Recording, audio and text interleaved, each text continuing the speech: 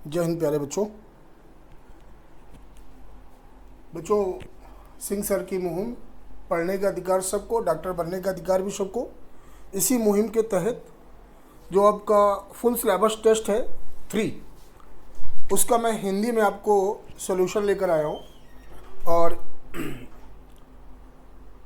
ये आपका पहला क्वेश्चन था, कह रहा है कि बर्नियर कैलिपर्स का जो अल्पतमांक है, जो बर्नियर कैलिपर्स का अल्पतमांक है आपका, वो 0.01 सेंटीमीटर है और जो शून्य त्रुटि है वो 0.02 सेंटीमीटर है।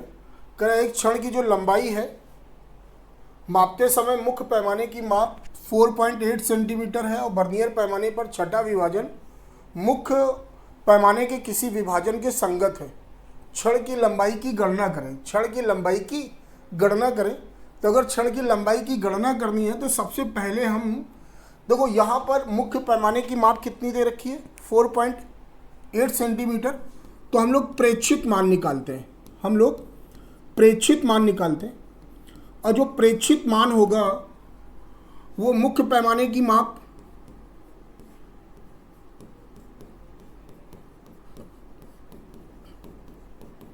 प्लस n इंटू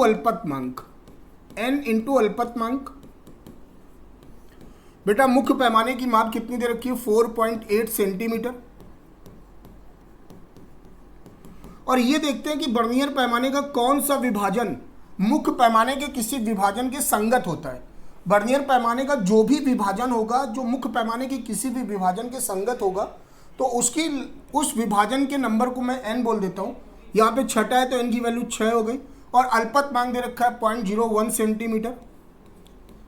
तो ये बेटा जो प्रेक्षित मान आया ये आपका आया 4.86 सेंटीमीटर। ये 4.86 सेंटीमीटर आया प्रेक्षित मान। प्रेक्षित मान कितना आया 4.86 सेंटीमीटर। आपको क्षण की लंबाई निकालनी है तो जो क्षण की लंबाई होगी वो हो जाएगा प्रेक्षित मान माइनस शून्यांकी त्रुटि। प्रेक्षित मान 4.86 है और बेटा शून्यांकी त्रुटि 0.02 है। तो ओवरऑल आपका आंसर है 4.84 सेंटीमीटर। और यहाँ पे कौन सा ऑप्शन दिख रहा है आपको 4.84 सेंटीमीटर? Option number 2। तो पहले क्वेश्चन का जो आपका सही जवाब है बेटा वो दूसरा क्वेश्चन। ओके, ये आपका एक्सपेरिमेंटल स्किल से बर्नियर कैलिपर्स के टॉपिक से लिया गया था और बहुत ही बेटा प्यारा सुंदर सा क्वेश्चन था। और हम प्रश्न संख्या 2 पे चलते हैं। कह रहा है क्रिस्टल का एक दिशा में प्रसार गुणांक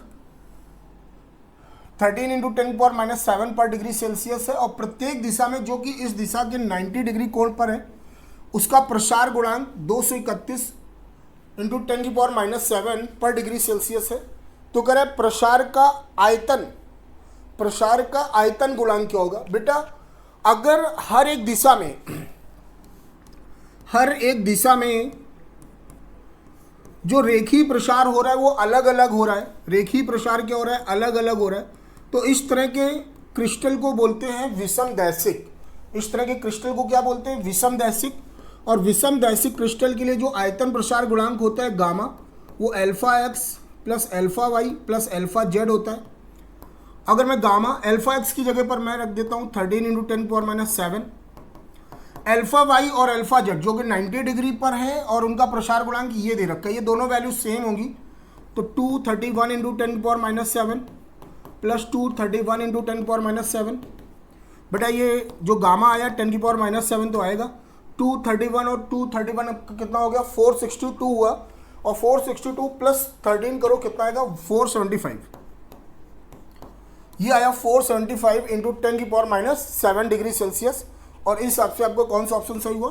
तीसरा ऑप्शन सही हुआ। ओके, अगर यहीं पर सभी दिशाओं में प्रसार सेम होते तो वो समदैशिक ठोस होता और उसके लिए गामा बराबर 3α होता है। लेकिन अगर सभी दिशाओं में जो प्रसार है वो अलग अलग है तो वो विषमदैशिक होगा और उसके लिए ये फार्मूला लगता है। अगले प्रश्न की ओर चलते हैं हम लोग। हाँ बेटा, ये विमाओं से लिया गया है। कह रहा है कि राशियों y बराबर 1/√μ0 ε0, z बराबर E/b और x बराबर L/CR से परिभाषित किया जाता है, जहां C आपका संधारित्र, R प्रतिरोध, L लंबाई, E वैद्युत क्षेत्र, B चुंबकीय क्षेत्र, एप्सिलॉन परावैद्युतांक और म्यू नॉट वैद्युतशीलता क्रमशः हो तो बेटा यहां पर ध्यान से देखो, C बराबर आपने फार्मूला पढ़ा था under root mu not epsilon not, mu not epsilon not. तो बेटा ये जो C है ये प्रकाश का वेग है, ये प्रकाश का वेग है। तो इस फार्मूले को, अगर ये फार्मूला अपने को याद होगा तो यहां से मैं ये समझ जाऊंगा कि ये जो V है, V किसको रिप्रेजेंट कर रहा है? प्रकाश के वेग को रिप्रेजेंट कर रहा है। ओके, अगर आपने विद्युत चुंबकीय तरंगे पढ़ा होगा, इलेक्ट्रोमैग्नेटिक वेव्स, और विद्युत चुंबकीय तरंगों का जो वेग होता है, विद्युत चुंबकीय तरंगों का जो वेग होता है C बराबर E अपॉन V होता है। और यहां पर C की जगह क्या लिखा हुआ है? Z लिखा हुआ है। तो Z जो होगा वो भी एक तरह का वेग रिप्रेजेंट कर रहा है। और बेटा जो L अपॉन R होता है, बेटा सॉरी, जो C इंटू R होता है, C आपका धारिता होती है, R आपका प्रतिरोध होता है। जो CR है वो कालांक होता है, कालांक मतलब समय, कालांक मतलब समय। तो अगर ध्यान से देखा जाए तो L अपॉन CR, इसका जो मात्रक बनेगा वो मीटर अपॉन सेकेंड बनेगा, और मतलब ये भी वेग होगा, ये भी क्या होगा? वेग होगा। तो ये जो तीनों चीजें दिखाई दे रही है आपको प्रश्न में, Y, E और X, ये तीनों की तीनों वेग को प्रदर्शित कर रहे हैं, और इन तीनों की विमाएं भी क्या होंगी? समान होंगी। तो यहाँ पे आपका कौन सा ऑप्शन सही होगा? आपका चौथा ऑप्शन सही होगा। ओके, अगला प्रश्न कह रहा है एक कण की स्थिति r बराबर 5ti cap plus 5/2 t square j cap plus 6k द्वारा दी गई है, जहां t सेकेंड में तथा गुणांक में r को मीटर में रखने के लिए उचित इकाइयां हैं। कण का त्वरण, बेटा हम सभी जानते कि अगर कभी हमें स्थित सदिश दे रखा हो और उस स्थित सदिश का अगर हम लोग एक बार अवकलन करते हैं तो हमको वेग मिलता है। क्या मिलता है? वेग मिलता है। अगर उसी स्थित सदिश का हम लोग एक बार और अवकलन कर दें तो फिर हमें त्वरण मिलने लगता है। क्या मिलने लगता है? त्वरण मिलने लगता है। तो बेटा ये आपका dr अपॉन dt, जिसको हम लोग लिख देंगे वेग v, ये आपका 5i कैप होगा और प्लस 5t कैप होगा। ये आपका एक कांस्टेंट है। तो अचर राशि का या नियतांक का जो भी आपका समय के सापेक्ष अवकलन होगा वो 0 होगा, और ये आपका वेग है। जबकि क्वेश्चन में क्या निकालना है? त्वरण निकालना है। तो अगर ये देखा जाए d square r upon dt square, जिसको हम लोग a लिखने वाले, तो ये आपका 5i कैप आप एक नियतांक हो गया, इसका अवकलन क्या हो जाएगा? 0, जबकि ये हो जाएगा 5j कैप, क्योंकि t का अवकलन होता है 1। अब 5 आपका मैग्नीट्यूड परिमाण हो गया, और जो आपका j कैप है, जो आपका क्या है? j कैप वो डायरेक्शन बताता है, और j कैप लिखा हुआ मतलब y एक्सिस की ओर होगा। तो जो त्वरण होगा वो 5 मीटर पर सेकंड स्क्वायर होगा और y एक्सिस की ओर होगा। और ऐसा कहाँ पे लिखा हुआ है? आपका चौथे वाले ऑप्शन पे लिखा है। तो इस प्रश्न का चौथा ऑप्शन आपका सही होगा। बेटा अगले प्रश्न की ओर चलते हैं। कह रहा निम्न में फोटान के लिए कौन सा कथन सत्य है? बेटा फोटान मतलब एक पैकेट ऑफ एनर्जी। ओके, कह रहा फोटान पर धनात्मक आवेश होता है। नहीं भैया, ये गलत है।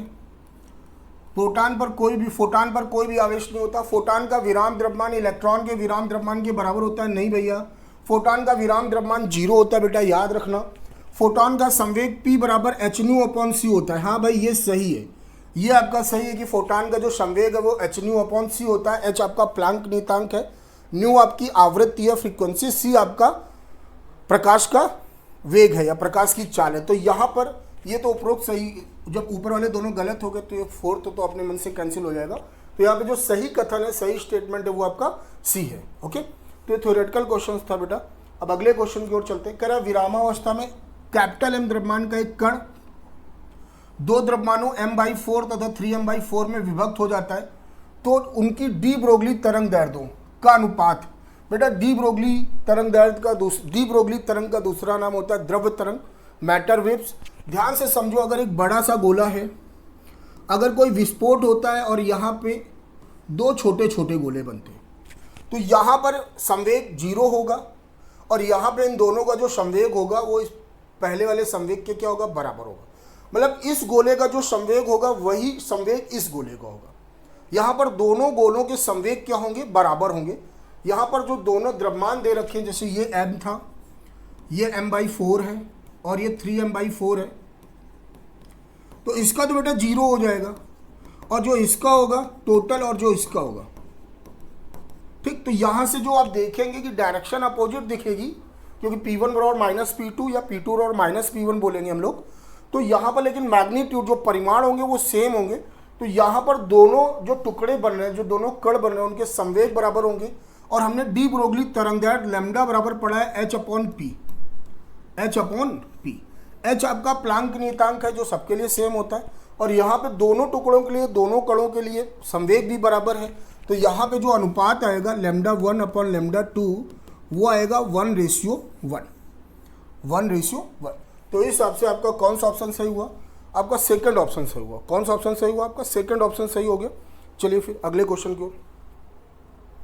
क्वेश्चन नंबर 7 कह रहा है किसी कण पर वेग 20 मीटर पर सेकंड से विस्थापन के साथ रेखीय रूप से कम हो रहा है, डिक्रीज कर रहा है बेटा, और s बराबर 30 मीटर पर शून्य हो जाता है, यहाँ पे 0 हो जाएगा।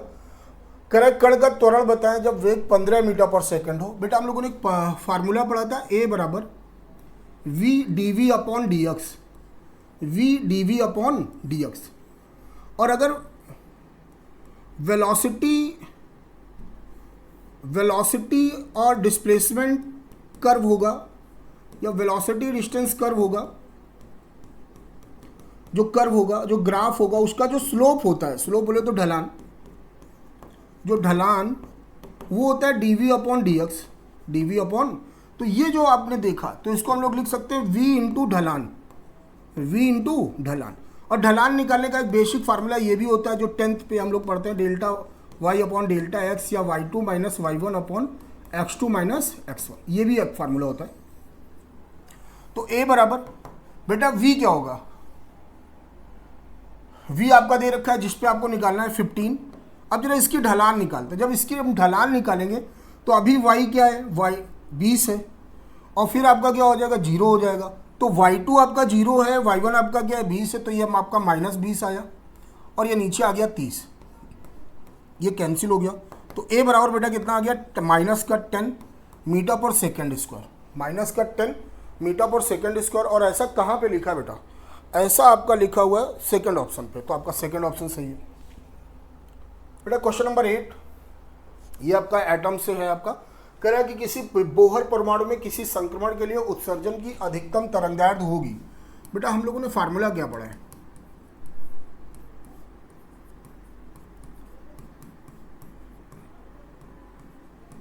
NF मतलब फाइनल, NI मतलब इनिशियल। NF मतलब फाइनल, NI मतलब इनिशियल, ये अंतिम और ये प्रारंभिक। R होता है रिडबर्ग नियतांक। R क्या होता है? रिडबर्ग नियतांक। अगर हम यहाँ पे वैल्यू पुट करके देखें तो 1/λ 3 and 2, तो यहाँ पे 1/NF माइनस 1/NI का स्क्वायर। अच्छा यहाँ पर हम लोग ये भी लिख सकते हैं कि यहाँ पर जो आपका NF है, जो आपका NF है फाइनल है, वो आपका 2 हो जाएगा। जो NF है वो आपका 2 हो जाएगा, और जो NI है वो आपका क्या हो जाएगा? 3 हो जाएगा। और जब इस पेयर की बात करेंगे तो इस पेयर पे आपको सबसे अधिक तरंगदैर्घ्य मिलेगी। इस पेयर पर आपको सबसे अधिक तरंगदैर्घ्य मिलेगी, क्योंकि यहाँ पर डिफरेंस देखेंगे तो 4 - 2 2 आ रहा है, 5 - 2 3 आ रहा है, 6 - 2 आपका 4 आ रहा है, 3 - 2 यहाँ पे डिफरेंस सबसे कम है। तो तरंगदैर्घ्य सबसे अधिक कहाँ मिलेगी? यहाँ पे मिलेगी, क्योंकि देखो फार्मूले में 1/λ लिखा हुआ है। इस वजह से जहाँ पे डिफरेंस कम होगा वहाँ पे आपको वेवलेंथ क्या होगी? अधिक मिलेगी। तो यहाँ पे कौन सा ऑप्शन सही है? आपका पहला ऑप्शन सही है। ओके। क्वेश्चन नंबर 9 कह रहा है यदि हाइड्रोजन परमाणु में इलेक्ट्रॉन की प्रथम कक्षा की त्रिज्या r है तो चतुर्थ कक्षा की त्रिज्या क्या होगी? बेटा r n प्रोपोर्शनल टू होता है n स्क्वायर इंटू r, ये फार्मूला होता है। अगर इस फार्मूले से देखें तो r4 मतलब चतुर्थ कक्षा की त्रिज्या अपॉन r1 बराबर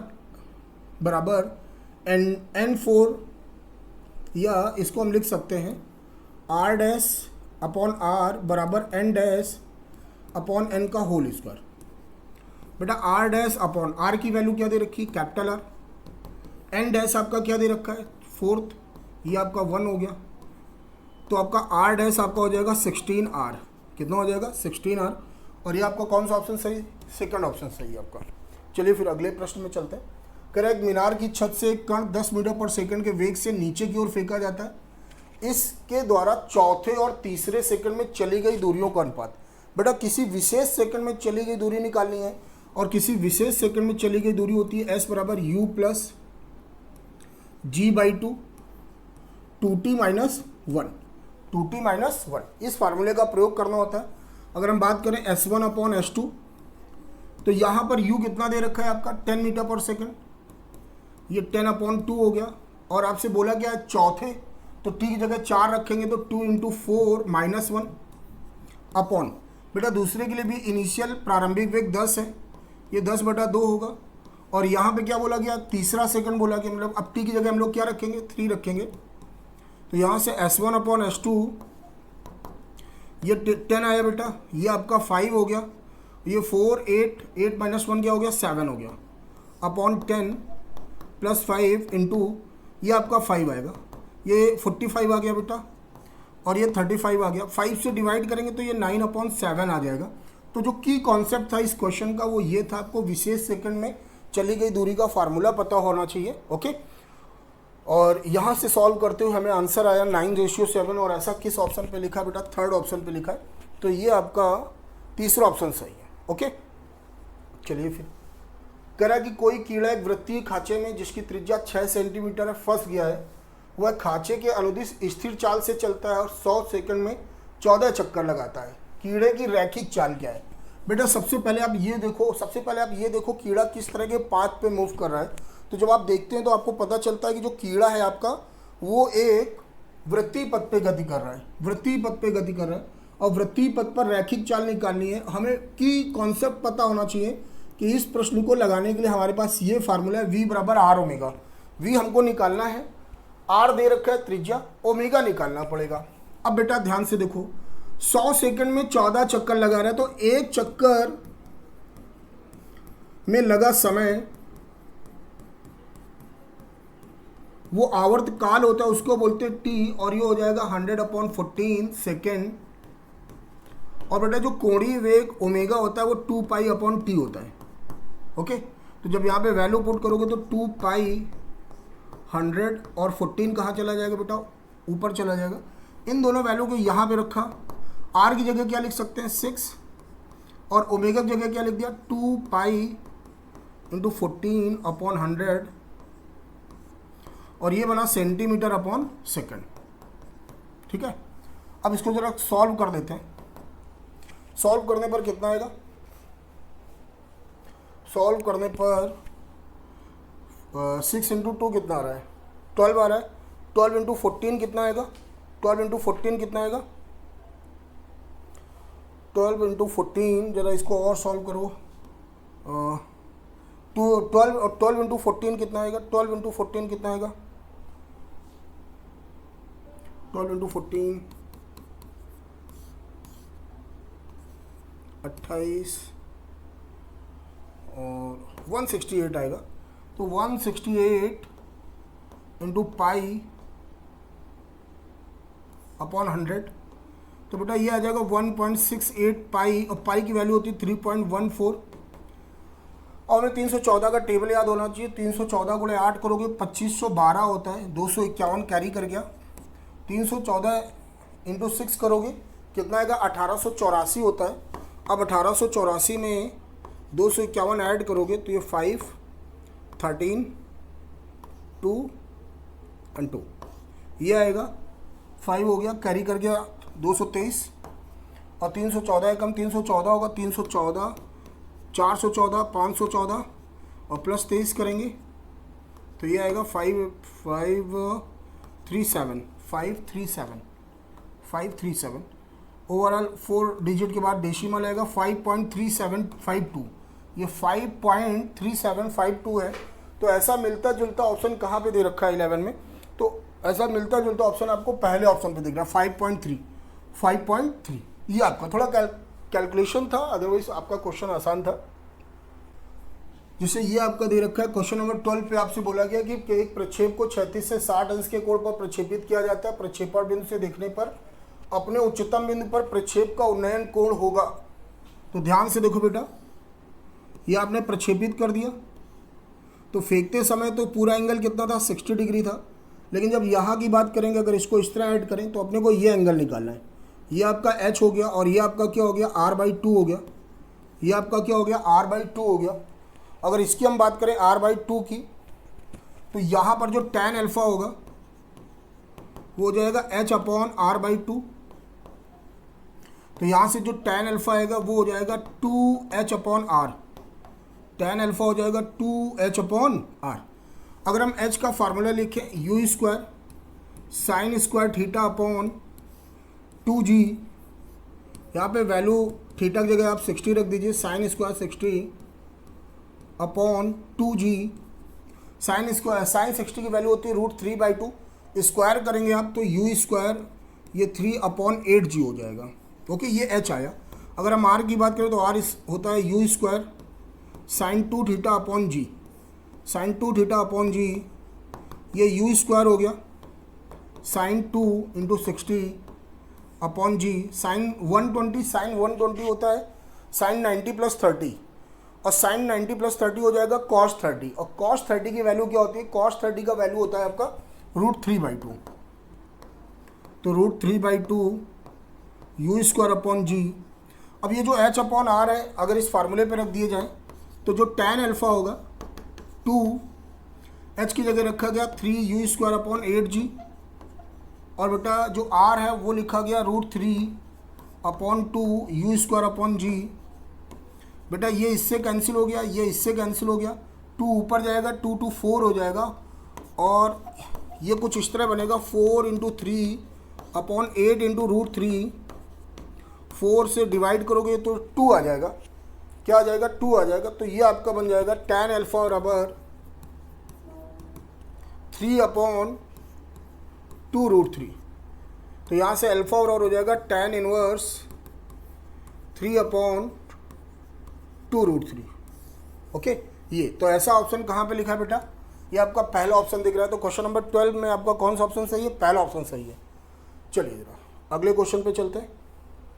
कह रहा है कि जो एक कोई x आपका तत्व है 82, उसका परमाणु क्रमांक दे रखा है 290 परमाणु द्रव्यमान संख्या दे रखी है, उससे अल्फा कण निकल रहा है तो y बना, और फिर उससे एक आपका E+ निकल गया। क्या निकल गया, E+ निकल गया, तो Z बन गया। कह रहा है कि नाभिकीय उत्सर्जन में Z का द्रव्यमान संख्या क्या होगा। बेटे जब 82x 290 से एक अल्फा निकलेगा, y बना, अल्फा जब निकलता है बेटा तो परमाणु क्रमांक में 2 की कमी हो जाएगी, परमाणु भार में 4 की कमी हो जाएगी, तो ये 80 हो जाए, ये 80 हो गया, ठीक है, और ये 286 हो गया, ठीक है।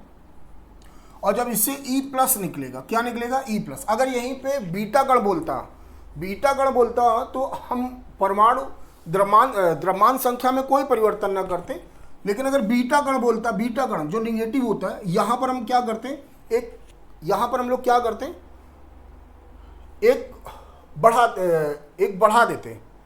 ओके, लेकिन यहाँ पे क्या निकल रहा है, E+ निकल रहा है। क्या निकल रहा है, E+ निकल रहा है।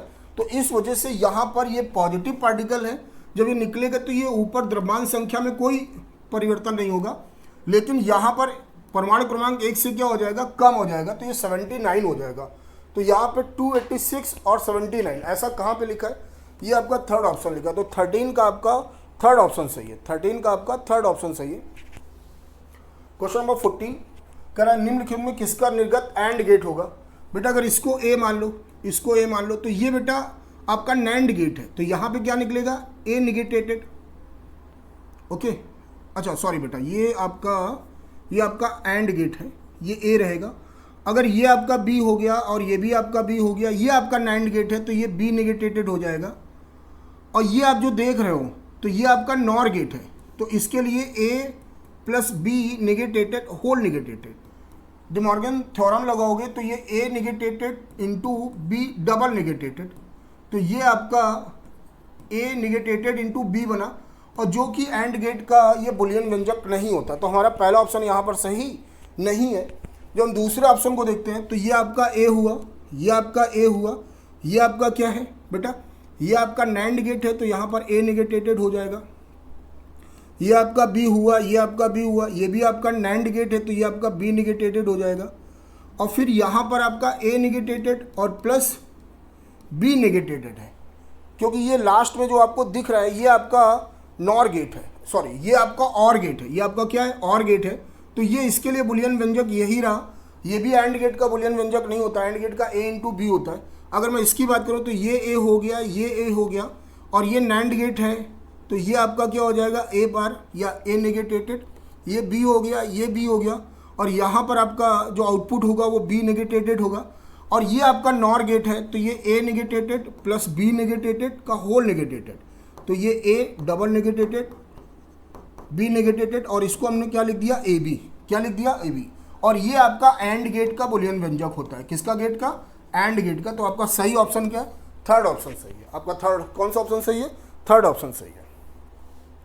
क्वेश्चन नंबर 15 कह रहा है 6 मीटर पर सेकंड की गतिशील 1 किलोग्राम द्रव्यमान का हथौड़ा दीवार से टकराकर 0.1 सेकंड में विरामावस्था में आ जाता है। हथौड़े पर बल का आवेग, हथौड़े पर बल का आवेग, बेटा जो आवेग होता है वो संवेग परिवर्तन के बराबर होता है, आवेग संवेग परिवर्तन के बराबर होता है।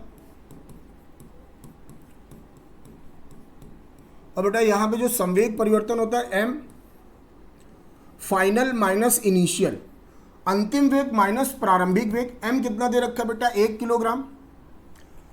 बेटा यहाँ पर जो अंतिम वेग है विरामावस्था में आ रहा है, विरामावस्था में आ रहा है तो अंतिम वेग 0 हो जाएगा, माइनस प्रारंभिक वेग कितना दे रखा है 6 मीटर पर सेकंड। तो जब इसको सॉल्व करोगे तो ये माइनस का 6 मीटर पर सेकंड आएगा, ये आपका आवेग आया। और ऐसा कहाँ पे लिखा है, सॉरी ये मीटर पर सेकंड नहीं, इसका यूनिट होता है न्यूटन इंटू सेकेंड, ठीक है ना। तो ये आपका माइनस का 6 न्यूटन इंटू सेकेंड होगा, और ये कौन सा ऑप्शन है आपका, सेकेंड ऑप्शन है। क्वेश्चन नंबर 16 कह रहा है कि जो आपका प्रकथन है, कह रहा प्रकाश उत्सर्जक एलईडी से विकिरण स्वतः उत्सर्जित होते। ये बिल्कुल सही बात है बेटा, एलईडी लाइट इमिटिंग डायोड, प्रकाश उत्सर्जक डायोड से विकिरण स्वतः उत्सर्जित होते। कह रहा एलईडी पश्च अभिनत पीएन संधि है। बेटा इस वर्ड पे परेशानी है, जो एलईडी होता है वो अग्र अभिनत होता है, जो एलईडी होता है वो कैसा अभिनत होता है, अग्र अभिनत होता है। तो बेटा यहाँ पे जो कारण में स्टेटमेंट लिखा है वो गलत है, लेकिन जो प्रकथन में लिखा है वो क्या है, सही है। ये स्टेटमेंट तो सही हो गया, लेकिन ये स्टेटमेंट क्या हो गया, गलत हो गया। तो यहाँ पे सही जवाब कौन सा होगा, तीसरा होगा, क्योंकि आपका प्रकथन सही है लेकिन आपका जो कारण है वो क्या है, गलत है। तो यहाँ पर आपका क्वेश्चन नंबर 16 का तीसरा क्वेश्चन सही होगा। अगले क्वेश्चन में चलते हैं, ये भी आपका कथन वाला है। कह रहा पश्च अभिनत पीएन जंक्शन डायोड में धारा को माइक्रो एम्पियर में मापा जाता है। यहाँ तक बिल्कुल सही लिखा है कि अगर आपका पश्च अभिनत है तो जो धारा होती है बहुत ही अल्प होती है और वो माइक्रो एम्पियर की कोड की होती है, मतलब 10⁻⁻⁶ एम्पियर की कोड की होती है। और कह रहा है जो कि अल्पसंख्यक आवेश वाहकों की वजह से होती है। ये भी सही है, क्योंकि जो आपका एन टाइप और पी टाइप होता है तो वहाँ पर जब रिवर्स बायस करते हैं, पश्च अभिनत करते हैं, तो वहाँ पर आपका माइनॉरिटी चार्ज कैरियर अल्पसंख्यक वाहकों की वजह से होती है। ये स्टेटमेंट तो सही हो गया। कह रहा है अग्र अभिनत पीएन जंक्शन डायोड में धारा को मिली एम्पियर में मापा जाता है। नहीं, बिल्कुल सही है, यहाँ तक बिल्कुल सही लिखा हुआ है कि भैया ये भी मिली एम्पियर में मापता है।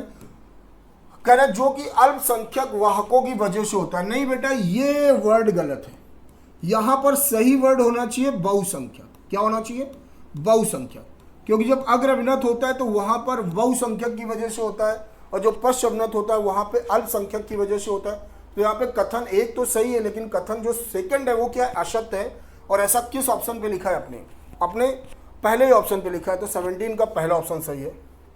क्वेश्चन नंबर 18 कह रहा है 0.1 मीटर त्रिज्या और 2000 चक्रों वाली एक वृत्ताकार कुंडली में कुंडली के केंद्र पर 0.2 एम्पियर धारा प्रवाहित होने के कारण चुंबकीय क्षेत्र। बेटा वृत्ताकार कुंडली है, कौन सी कुंडली है, वृत्ताकार कुंडली। और वृत्ताकार कुंडली के केंद्र पर उत्पन्न चुंबकीय क्षेत्र होता है μ0 Ni/2r। ये फार्मूला आपको याद रखना है। μ0 की वैल्यू होती है 4 पाई इंटू 10⁻⁷। बेटा n होता है चक्रों की संख्या, वो दे रखा है 2000। और बेटा I धारा दे रखी है आपका 0.2 एम्पियर अपॉन 2। बेटा R त्रिज्या क्या दे रखी है 0.1। देखो बेटा 2 इंटू 0.1 क्या होगा, 0.2 होगा। ये इससे क्या हो जाएगा, कैंसिल आउट। 8 पाई इंटू 10⁻⁴ होगा बच्चा। पाई की वैल्यू रखी गई 3.14 इंटू 10⁻⁴। 314 गुणे 8 करोगे 2512 गुणे 10⁻⁴। 2.512 इंटू 10⁻³ ओके, टेस्ला। हम देखते हैं किस ऑप्शन पे ऐसा लिखा है 2.15 इंटू 10⁻³ ये आपका फोर्थ ऑप्शन दिख रहा है। 13 का आपका फोर्थ ऑप्शन सही है। क्वेश्चन नंबर 19 कह रहा है एम द्रव्यमान का एक गुटका जो घर्षण इन क्षैतिज सतह पर गति करता है के स्प्रिंग नियतांक की एक स्प्रिंग से टकराता है, इसे एल दूरी तक संपीड़ित कर देता है। मतलब जब इससे टकराएगा तो ये स्प्रिंग क्या हो जाएगी, थोड़ा दब जाएगी। कह रहा है संघटन के पश्चात गुटके का अधिकतम वेग है। बेटा ये जो गुटका है ये जब चल रहा होगा तो इस पर काइनेटिक एनर्जी होगी ½ mv², और जब इससे टकराएगा तो इसकी kinetic energy elastic potential energy में चेंज होगी, और वो आपका इलास्टिक पोटेंशियल एनर्जी हो जाएगा ½ k, और कितना संपीड़ित करता है L। तो वैसे फार्मूला होता है ½ यहाँ पर x की जगह क्या लिखेंगे, L लिखेंगे, तो ½ kL²। एनर्जी कंजर्वेशन से ऊर्जा संरक्षण से हम दोनों को बराबर कर देंगे, ½ mv² बराबर ½ kL²। बेटा हाफ कैंसिल हो गया, अपने को निकालना क्या था, v निकालना था, तो v बराबर √k/m इंटू एल ये आया। और ऐसा कहाँ पे लिखा हुआ बच्चा, थर्ड ऑप्शन पे लिखा है, तो आपका 19 का तीसरा ऑप्शन सही। बेटा ये बहुत ही प्यारा क्वेश्चन था। क्वेश्चन नंबर 20 कह रहा है -60 डिग्री सेल्सियस वह ताप है जिसमें फ़ारेनहाइट और सेल्सियस थर्मामीटर समान देते हैं। भैया इस चीज़ पर आपत्ति है, ये -60 नहीं होता, यहाँ पे सही होना चाहिए -40, तब ये स्टेटमेंट सही था। अगर सेल्सियस ताप एवं फ़ारेनहाइट ताप के बीच में कोई संबंध नहीं है, भैया गलत है, क्योंकि C बराबर 5/9 F-32 ये रिलेशन होता है, तो बेटा यहाँ पर जो प्रकथन है और जो कारण है दोनों के दोनों क्या है, गलत है। तो यहाँ पे दोनों के दोनों गलत कहाँ पे लिखा है, चौथे ऑप्शन पे लिखा है, तो आपका चौथा ऑप्शन सही होगा। क्वेश्चन नंबर 21 कह रहा है पतली एक समान छड़ का जड़त्व आघूर्ण आई है जो कि इसके एक सिरे से होकर जाने वाली लंबवत अक्ष के प्रति घूम रही है। यदि इस क्षण को मोड़कर वलय के रूप में परिवर्तित कर दिया जाए, किसके रूप में परिवर्तित कर दिया जाए, वलय के रूप में परिवर्तित कर दिया जाए, और व्यास के परितः इसका जड़त्व आघूर्ण I' हो, तो I'/I। बेटा जो क्षण है,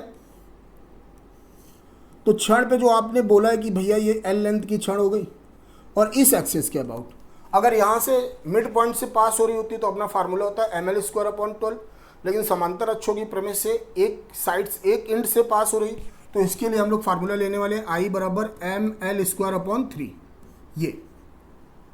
अब इसको आपने इस तरह बेंड कर दिया, इसका रेडियस r हो गया, जो इसका परिधि होगा 2πr, वो बेटा किसके बराबर होगा, लेंथ के बराबर होगा। तो यहाँ पे r की वैल्यू क्या आ गई, L/2π, r की वैल्यू क्या आ गई, L/2π। अब बेटा रिंग का या वलय का जो मोमेंट ऑफ इनर्शिया जड़त्व आघूर्ण होता है वो ½ mr² होता है, जो कि इसके केंद्र से होकर जाने वाली अक्ष के परितः लेते हैं। लेकिन यहाँ पे क्या लिखा है, व्यास के परितः, तो व्यास के परितः की वजह से यहाँ पर जो फार्मूला आएगा वो ½ mr² होगा। और बेटा जब यहाँ पे वैल्यू पुट करेंगे, r की जगह ये वैल्यू पुट करोगे तो L²/4π² होगा।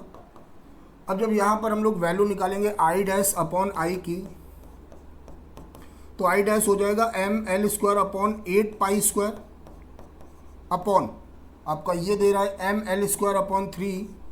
बेटा ये कैंसिल हो जाएगा, 3 ऊपर चला जाएगा, 3/8π², और ये किस ऑप्शन से में सही है, किस ऑप्शन में सही आपको दिख रहा होगा, ये आपका बी ऑप्शन पे दिख रहा है कि 3/8π², तो 21 का आपका सेकंड ऑप्शन सही है। ओके बेटा, तो यहाँ पे कुछ फार्मूले थे वो याद रखिएगा, क्योंकि यहाँ पर अगर ये वर्ड नहीं आता व्यास के परितः, अगर केंद्र से जा रहा होता तो फिर हमारा फार्मूला होता है mr²। ओके, व्यास के परितः इस वजह से ½ mr² है। अगला प्रश्न है बेटा, द्रव्यमान m एवं 9m के दो कण एक दूसरे से r दूरी पर रखे हैं, उनको मिलाने वाली रेखा के किसी बिंदु पर गुरुत्वाकर्षण विभव जहाँ गुरुत्वाकर्षण क्षेत्र 0 है। बेटा ध्यान से देखो, एक बेटा ये m हो गया और एक क्या हो गया, 9m हो गया, एक आपका क्या हो गया, 9m हो गया। बीच की दूरी आपकी क्या है, r है, तो ये मान लिया r - x। तो हम ये पॉइंट निकालते हैं कि किस पॉइंट पर इंटेंसिटी 0 होगी। अगर यहाँ पे इंटेंसिटी 0 है तो इसकी वजह से इंटेंसिटी ये, इसकी वजह से इंटेंसिटी ये। अगर मैग्नीट्यूड बराबर हो जाए, तो यहाँ पे नेट इंटेंसिटी क्या हो जाएगी, 0। तो Gm/x² बराबर G 9m/r - x² बेटा जी से जी कैंसिल हो गया, एम से एम कैंसिल हो गया, 1/x², 9/r-x का होल स्क्वायर, दोनों तरफ का स्क्वायर रूट किया तो बेटा ये 1/x हो गया, ये 3/r-x हो गया, क्रॉस कराया गया, r-x बराबर 3x हो गया, तो बेटा x बराबर क्या आ गया, r/4 आ गया। मतलब छोटे वाले मास से r/4 डिस्टेंस पर आपका जो नेट इंटेंसिटी वहाँ पे 0 होगा। अगर विभव निकालना है तो v बराबर की कॉन्सेप्ट होता है -gm/r। ओके, ये दूरी होता है, तो v बराबर इसकी वजह से जो होगा -gm/, ये हो जाएगा r/4 -g, और यहाँ पे जो मास है वो 9m है, और यहाँ से जो दूरी आएगी r-x वो 3r/4 आएगी बेटा। तो ध्यान से देखो, माइनस साइन कॉमन ले लिया, gm कॉमन ले लिया, ये बेटा ऊपर जाएगा 4/r आएगा। ध्यान से देखो बेटा, ये 4 ऊपर जाएगा और 3 से 3 कैंसिल होगा, तो ये कितना हो जाएगा 3 क्या हो जाएगा r। बेटा ये देखो 12 हो गया, और 12 और 4 कितना हो गया 16 हो गया, तो जो v बराबर आएगा -16 gm/r। ऐसा कुछ सॉल्व करने पर आएगा। हम देखते हैं किस ऑप्शन पे ये आ रहा है हमारा, और ये बेटा हमारा आ रहा है थर्ड ऑप्शन पे। तो 22 का कौन सा आंसर सही होगा बेटा, तो 22 का बेटा आपका माइनस वाला जो आपका तीसरा ऑप्शन है वो सही होगा। ओके, चलिए फिर अगला क्वेश्चन हम लोग बढ़ते हैं। अगले क्वेश्चन पे कह रहा है किस ताप पर हाइड्रोजन के अणुओं की आरएमएस वेग ऑक्सीजन के अणुओं की 27 डिग्री सेल्सियस पर आरएमएस वेग के बराबर होगा।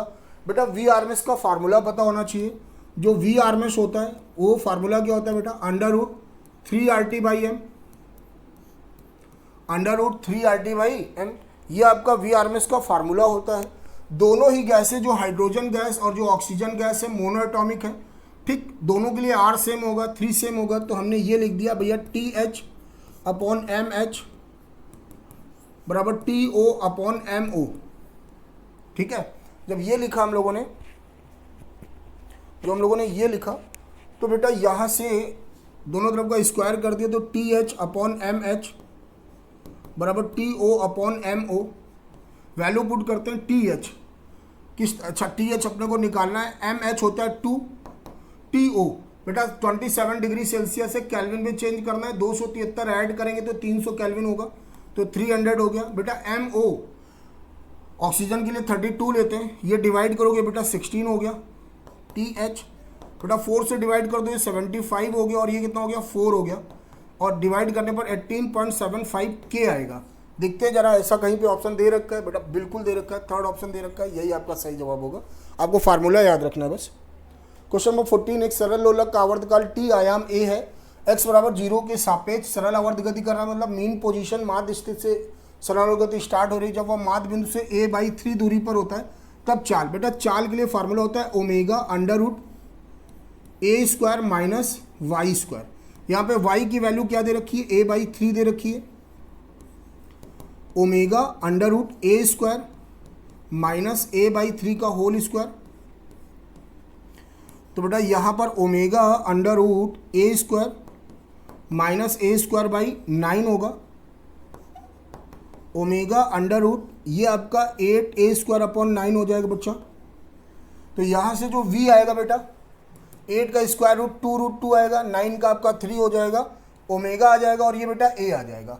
अब जरा ऑप्शन देखो, सब t टर्म उसमें दे रखे हैं, टाइम पीरियड में दे रखे हैं बेटा। ω बराबर होता है 2π/t, ω क्या होता है 2π/t। तो जहाँ पर ω दिख रहा है वहाँ पे हम लोग 2π/t रख देंगे, तो 4√2πa/3t ऐसा कुछ दिख रहा होगा आपको। तो यहाँ पे कहाँ पे किस ऑप्शन पे दिख रहा है, और ऐसा बेटा मुझे 4th ऑप्शन पे दिख रहा है। तो आपका जो 24 है वो आपका 4th ऑप्शन सही है। 24 का कौन सा सही है, 4th ऑप्शन सही है। ठीक है, चलिए अगले क्वेश्चन पे बढ़ते हैं। 25, एक ऊष्मागति प्रक्रम में एक आदर्श गैस की निश्चित मात्रा का दाब इस प्रकार परिवर्तित होता है कि गैस अणु 20 जूल ऊष्मा मुक्त करते हैं, गैस पर 8 जूल कार्य किया जाता है। यदि गैस की प्रारंभिक आंतरिक ऊर्जा 30 जूल है, तब इसकी आंतरिक ऊर्जा क्या होगी। ऊष्मागतिकी का बेटा बहुत ही अच्छा क्वेश्चन है। ऊष्मागतिकी का जो प्रथम नियम होता है, ΔQ बराबर ΔU प्लस ΔW, या DQ बराबर DU प्लस DW। बेटा यहाँ पे ध्यान से देखो, 20 जूल ऊष्मा मुक्त हो रही है। अगर ऊष्मा मुक्त होगी तो जो ΔQ का साइन है वो कौन सा होगा, माइनस होगा। यहाँ पर गैस पर कार्य किया जा रहा है। अगर पर होगा तो कार्य का भी साइन क्या होगा, माइनस होगा। तो बेटा क्यू किस साइन के साथ, माइनस साइन के साथ। डेल्टा यू बेटा डेल्टा डब्ल्यू किस साइन के साथ, माइनस साइन के साथ। तो बेटा यहाँ से डेल्टा यू आपका क्या आएगा, माइनस का 12 आएगा। और जो डेल्टा यू होता है वो होता है अंतिम माइनस प्रारंभिक आंतरिक ऊर्जा। तो बेटा प्रारंभिक आंतरिक ऊर्जा 30 जूल दे रखी है, -12। बेटा जब -30 उधर जाएगा प्लस का हो जाएगा और ये सब्ट्रैक्ट करने पे कितना आएगा, 18 जूल आएगा। तो आपकी जो अंतिम आंतरिक ऊर्जा आएगी वो 18 जूल आएगी। तो आपका 25 का बी ऑप्शन सही होगा। तो बेटा ये मैंने आपको 1 से 25 तक के क्वेश्चंस का सलूशन बताया। इसके बाद 26 से 50 आपको सॉल्यूशन नैना मैम बताएंगे। ओके ठीक है बेटा, जय हिंद। हाँ, तो बेटा क्वेश्चन नंबर 1 से क्वेश्चन नंबर 25 तक आपका डिस्कशन हो चुका है। नेक्स्ट आगे बढ़ते हैं बिना समय बर्बाद किए हुए। क्वेश्चन नंबर 26, एक आवेशित कण वैद्युत क्षेत्र E में संतुलित है। यदि क्षेत्र की दिशा विपरीत कर दी जाए तो कण पर परिणामी बल होगा। वो बोल रहा है कि हमारे पास कोई भी यहाँ पर आवेश है, वो क्या है, संतुलित है। यहाँ पे हमारा कोई फोर्स लग रहा है, नीचे हमारा mg, ठीक है, वो संतुलित अवस्था में है। और क्या होता है, क्षेत्र की दिशा विपरीत कर दी जाए। और हमने माना हमारी क्षेत्र की दिशा यहाँ E है, और जब क्षेत्र की दिशा विपरीत कर दी जाएगी, जब हमने क्षेत्र की दिशा विपरीत करी तो हमारा FB किस तरफ हो जाएगा, विपरीत दिशा में हो जाएगा, और mg नीचे। तो जब हम लोग इसकी इक्वेशन बनाएंगे, जब इस FBD की इक्वेशन बनाएंगे तो क्या आएगा हमारा, F dash is equal to F plus mg, F force और प्लस mg। तो F हमारा क्या है, ये भी नीचे की हुई फोर्स लग रहा है, तो ये भी किसके इक्वल हो गया, mg के, यानी कि mg plus mg is equal to 2mg। तो हमारा F डैश क्या आ गया, 2mg। तो हमारा कौन सा विकल्प सही होगा, बेटा विकल्प नंबर हमारा 3 सही होगा, 2mg। ठीक है, चलिए आगे बढ़ते हैं।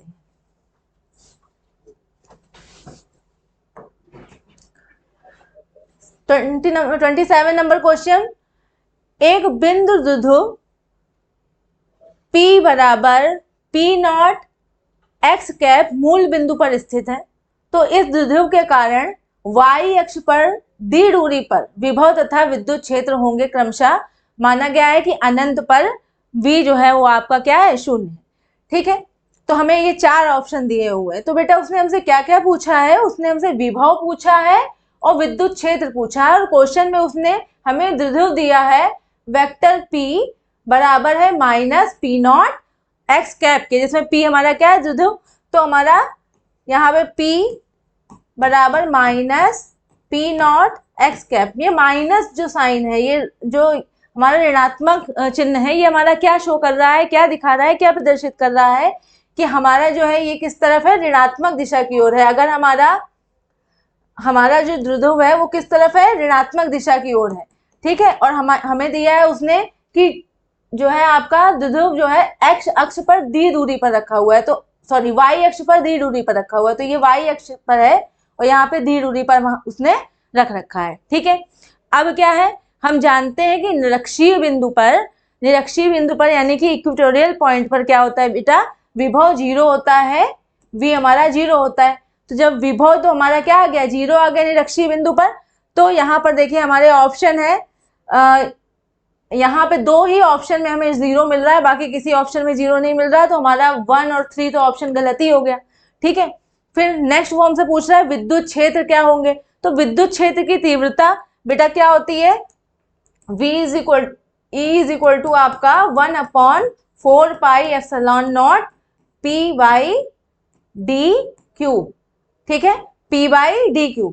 अब क्या है हमारा, अगर हमारा द्विध्रुव इस तरफ है, ऋणात्मक दिशा में है, तो हमारा जो इलेक्ट्रिक फील्ड होगी, जो हमारा विद्युत क्षेत्र की तीव्रता होगी, वो किस तरफ होगी, इस तरफ होगी, यानी कि पॉजिटिव दिशा में होगी, यानी कि हमारे धनात्मक दिशा की ओर होगी। ठीक है, तो जब द्विध्रुव हमारा नेगेटिव है तो ये हमारा पॉजिटिव होगा। तो हमारा आंसर पॉजिटिव में कौन सा आ रहा है, तो पॉजिटिव में हमारा आंसर आ रहा है, जो भी हमारे 2 ऑप्शन बचे हैं, ये तो हमारा यहाँ तो P नेगेटिव है, पॉजिटिव में P ये है, तो हमारा ऑप्शन नंबर 2 क्या होगा, सही उत्तर होगा। ठीक है, चलिए आगे बढ़ते हैं। निम्नांकित चित्र में सतह से गुजरने वाले विद्युत फ्लक्स का मान होगा। तो बेटा यहाँ पर आपको एक चित्र दिया हुआ है, वहां से वो सेंटर से जो है आपको Q/2 आवेश दिया है ऊपर की ओर, और ये जो दूरी है वो उसने दे रखी है A/2। बेटा जैसे हम इस कमरे को अगर हम जिस कमरे में खड़े हैं अगर उसको इमेजिन करें तो हम क्या देखते हैं, ऐसे कमरे के बीच में हमारे पास कोई भी आवेश रखा हुआ है, ठीक है। और जब कोई भी विद्युत फ्लक्स जो भी हमारा वर्ग होता है या घनाभ होता है, घनाभ से या घन से गुजरता है, तो घनाभ में या घन में कितनी भुजाएं होती हैं? 6 भुजाएं होती हैं। तो 6 भुजाओं से जब हमारा फ्लक्स गुजरता है तो एक जो 6 फलकों से जब हमारा फ्लक्स गुजरता है तो एक फलक से जो फ्लक्स हमारा गुजरेगा वो कितना होता है? एक फ्लक्स से गुजरने वाला फ्लक्स हमारा phi = Q/6 एप्सिलॉन नॉट होगा। और यहाँ Q की वैल्यू उसने आपको क्या दी है? Q/2 6 epsilon not. तो यहाँ पे क्या हो जाएगा हमारा? Q/12 epsilon not = 5। तो हमारा आंसर क्या होगा यहाँ पे? Q/12 एप्सिलॉन नॉट, यानी कि हमारा विकल्प नंबर 3 बिल्कुल सही उत्तर होगा। ठीक है, चलिए आगे बढ़ते हैं। एक स्थायी तरंग को y बराबर a sin 100t cos 0.01x द्वारा दर्शाया जाता है, जहां x और a मिलीमीटर में है और t सेकंड में है और x मीटर में है। तरंग का वेग होगा। बेटा उसने जो हमें समीकरण दे रखा है तरंग का, वो दिया है y बराबर a sin 100t cos 0.01x, ठीक है। उसने ये हमें दे रखा है। जो हमारा स्टैंडर्ड समीकरण होता है, जो भी हमारा मेन समीकरण होता है, मूल समीकरण होता है, वो होता है y बराबर a sin 2π/t into t cos 2π/λ into x, ठीक है बेटा। ये हमारा जो है मूल समीकरण होता है। अगर हम दोनों समीकरणों को क्या करें, अगर तुलना करें इनकी, तो हम देखते हैं कि 2π/t, जो हमारा ये 2π/t है वो किसके बराबर है? 100 के बराबर है। और जो हमारा 2π/λ है वो किसके बराबर है? 0.01 के बराबर है। तो 2π/λ बराबर हो गया 0.01 के बराबर हो गया, ठीक है बेटा। अब क्या करेंगे, हम आगे बढ़ते हैं। हम क्या करेंगे, t का मान निकालेंगे इससे। तो t का मान क्या आया हमारा? t का मान आया आपका 2π/100 या π/50 या π/50, t का मान आ गया। लैम्डा का मान क्या आएगा हमारा? लैम्डा का मान निकालेंगे तो लैम्डा बराबर आ गया आपका 0.01 0.01, यानी कि यहाँ पे आ जाएगा आपका 200 पाई। लैम्डा का मान क्या आ गया आपका? 200 पाई, ठीक है। अब बेटा उसने क्वेश्चन में हमसे बोला है जहां y और a मिलीमीटर और t सेकंड में है और जो x है वो मीटर में है, तरंग का वेग बताइए। आपसे क्या पूछ रहा है? वेग पूछ रहा है। तो v बराबर हमारा होता है n लैम्डा। v बराबर क्या होता है बेटा? n लैम्डा, जिसमें n हमारी फ्रीक्वेंसी है, लैम्डा तरंग दैर्ध्य और v हमारी क्या है? v हमारा क्या है? वेग है। फ्रीक्वेंसी मतलब बेटा आवृत्ति, ठीक है। तो अब हमें क्या निकालना है? यहाँ पर वेग निकालना है। तो हमारे पास t दिया हुआ है और लैम्डा, हमारे पास लैम्डा तो है लेकिन हमें t दिया हुआ, हमारे पास n नहीं है। तो n बराबर क्या होता है बेटा? 1/t, ठीक है। तो n की जगह हम लोग क्या लिख देंगे? 1/t, यानी कि यहाँ पे क्या हो जाएगा? Lambda by t। इसकी n की जगह हमने 1/t लगा दिया। तो लैम्डा की वैल्यू है बेटा 200 पाई। लैम्डा की वैल्यू है यहाँ पे 200 पाई और t की क्या वैल्यू है?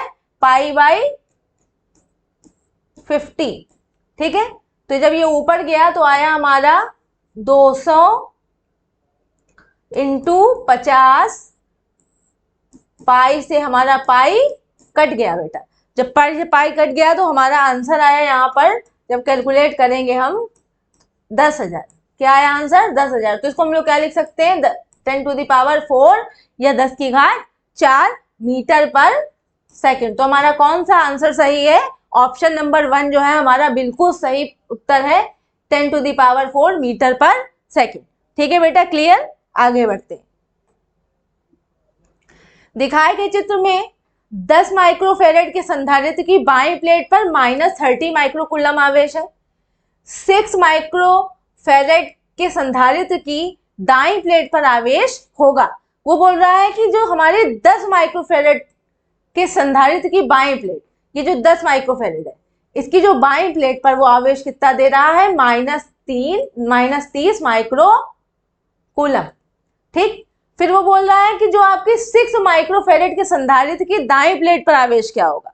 तो 6 माइक्रोफेरेड यानी कि ये, और दाईं प्लेट यानी कि मतलब ये, यहाँ पे वो आवेश आपसे पूछ रहा है।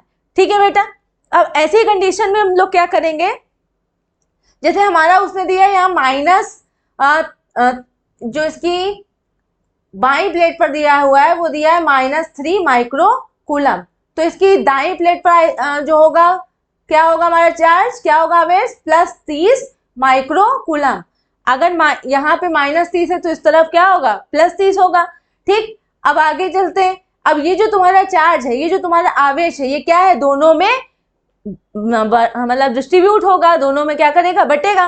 तो जब बटेगा तो यहाँ पे ये हमारा एक ये संधारित्र लगा हुआ है, एक ये लगा हुआ है, तो इनका जो इन संधारित्रों का जो परिणामी होगा वो क्या होगा, 6 + 4 = 10। ठीक है, तो अगर हमें इस पर निकालना हो, केवल इस पर निकालना हो कि इस पे चार्ज कितना होगा, तो हम कैसे निकालेंगे, हमें 6 माइक्रोफेरेड पे निकालना है, तो 6 बटे परिणामी कितना है, 10, और कितना चार्ज है हमारे पास, 30। तो यहाँ पे इसको काटो, आया 3, तो 6 × 3 आया 18 कूलम चार्ज।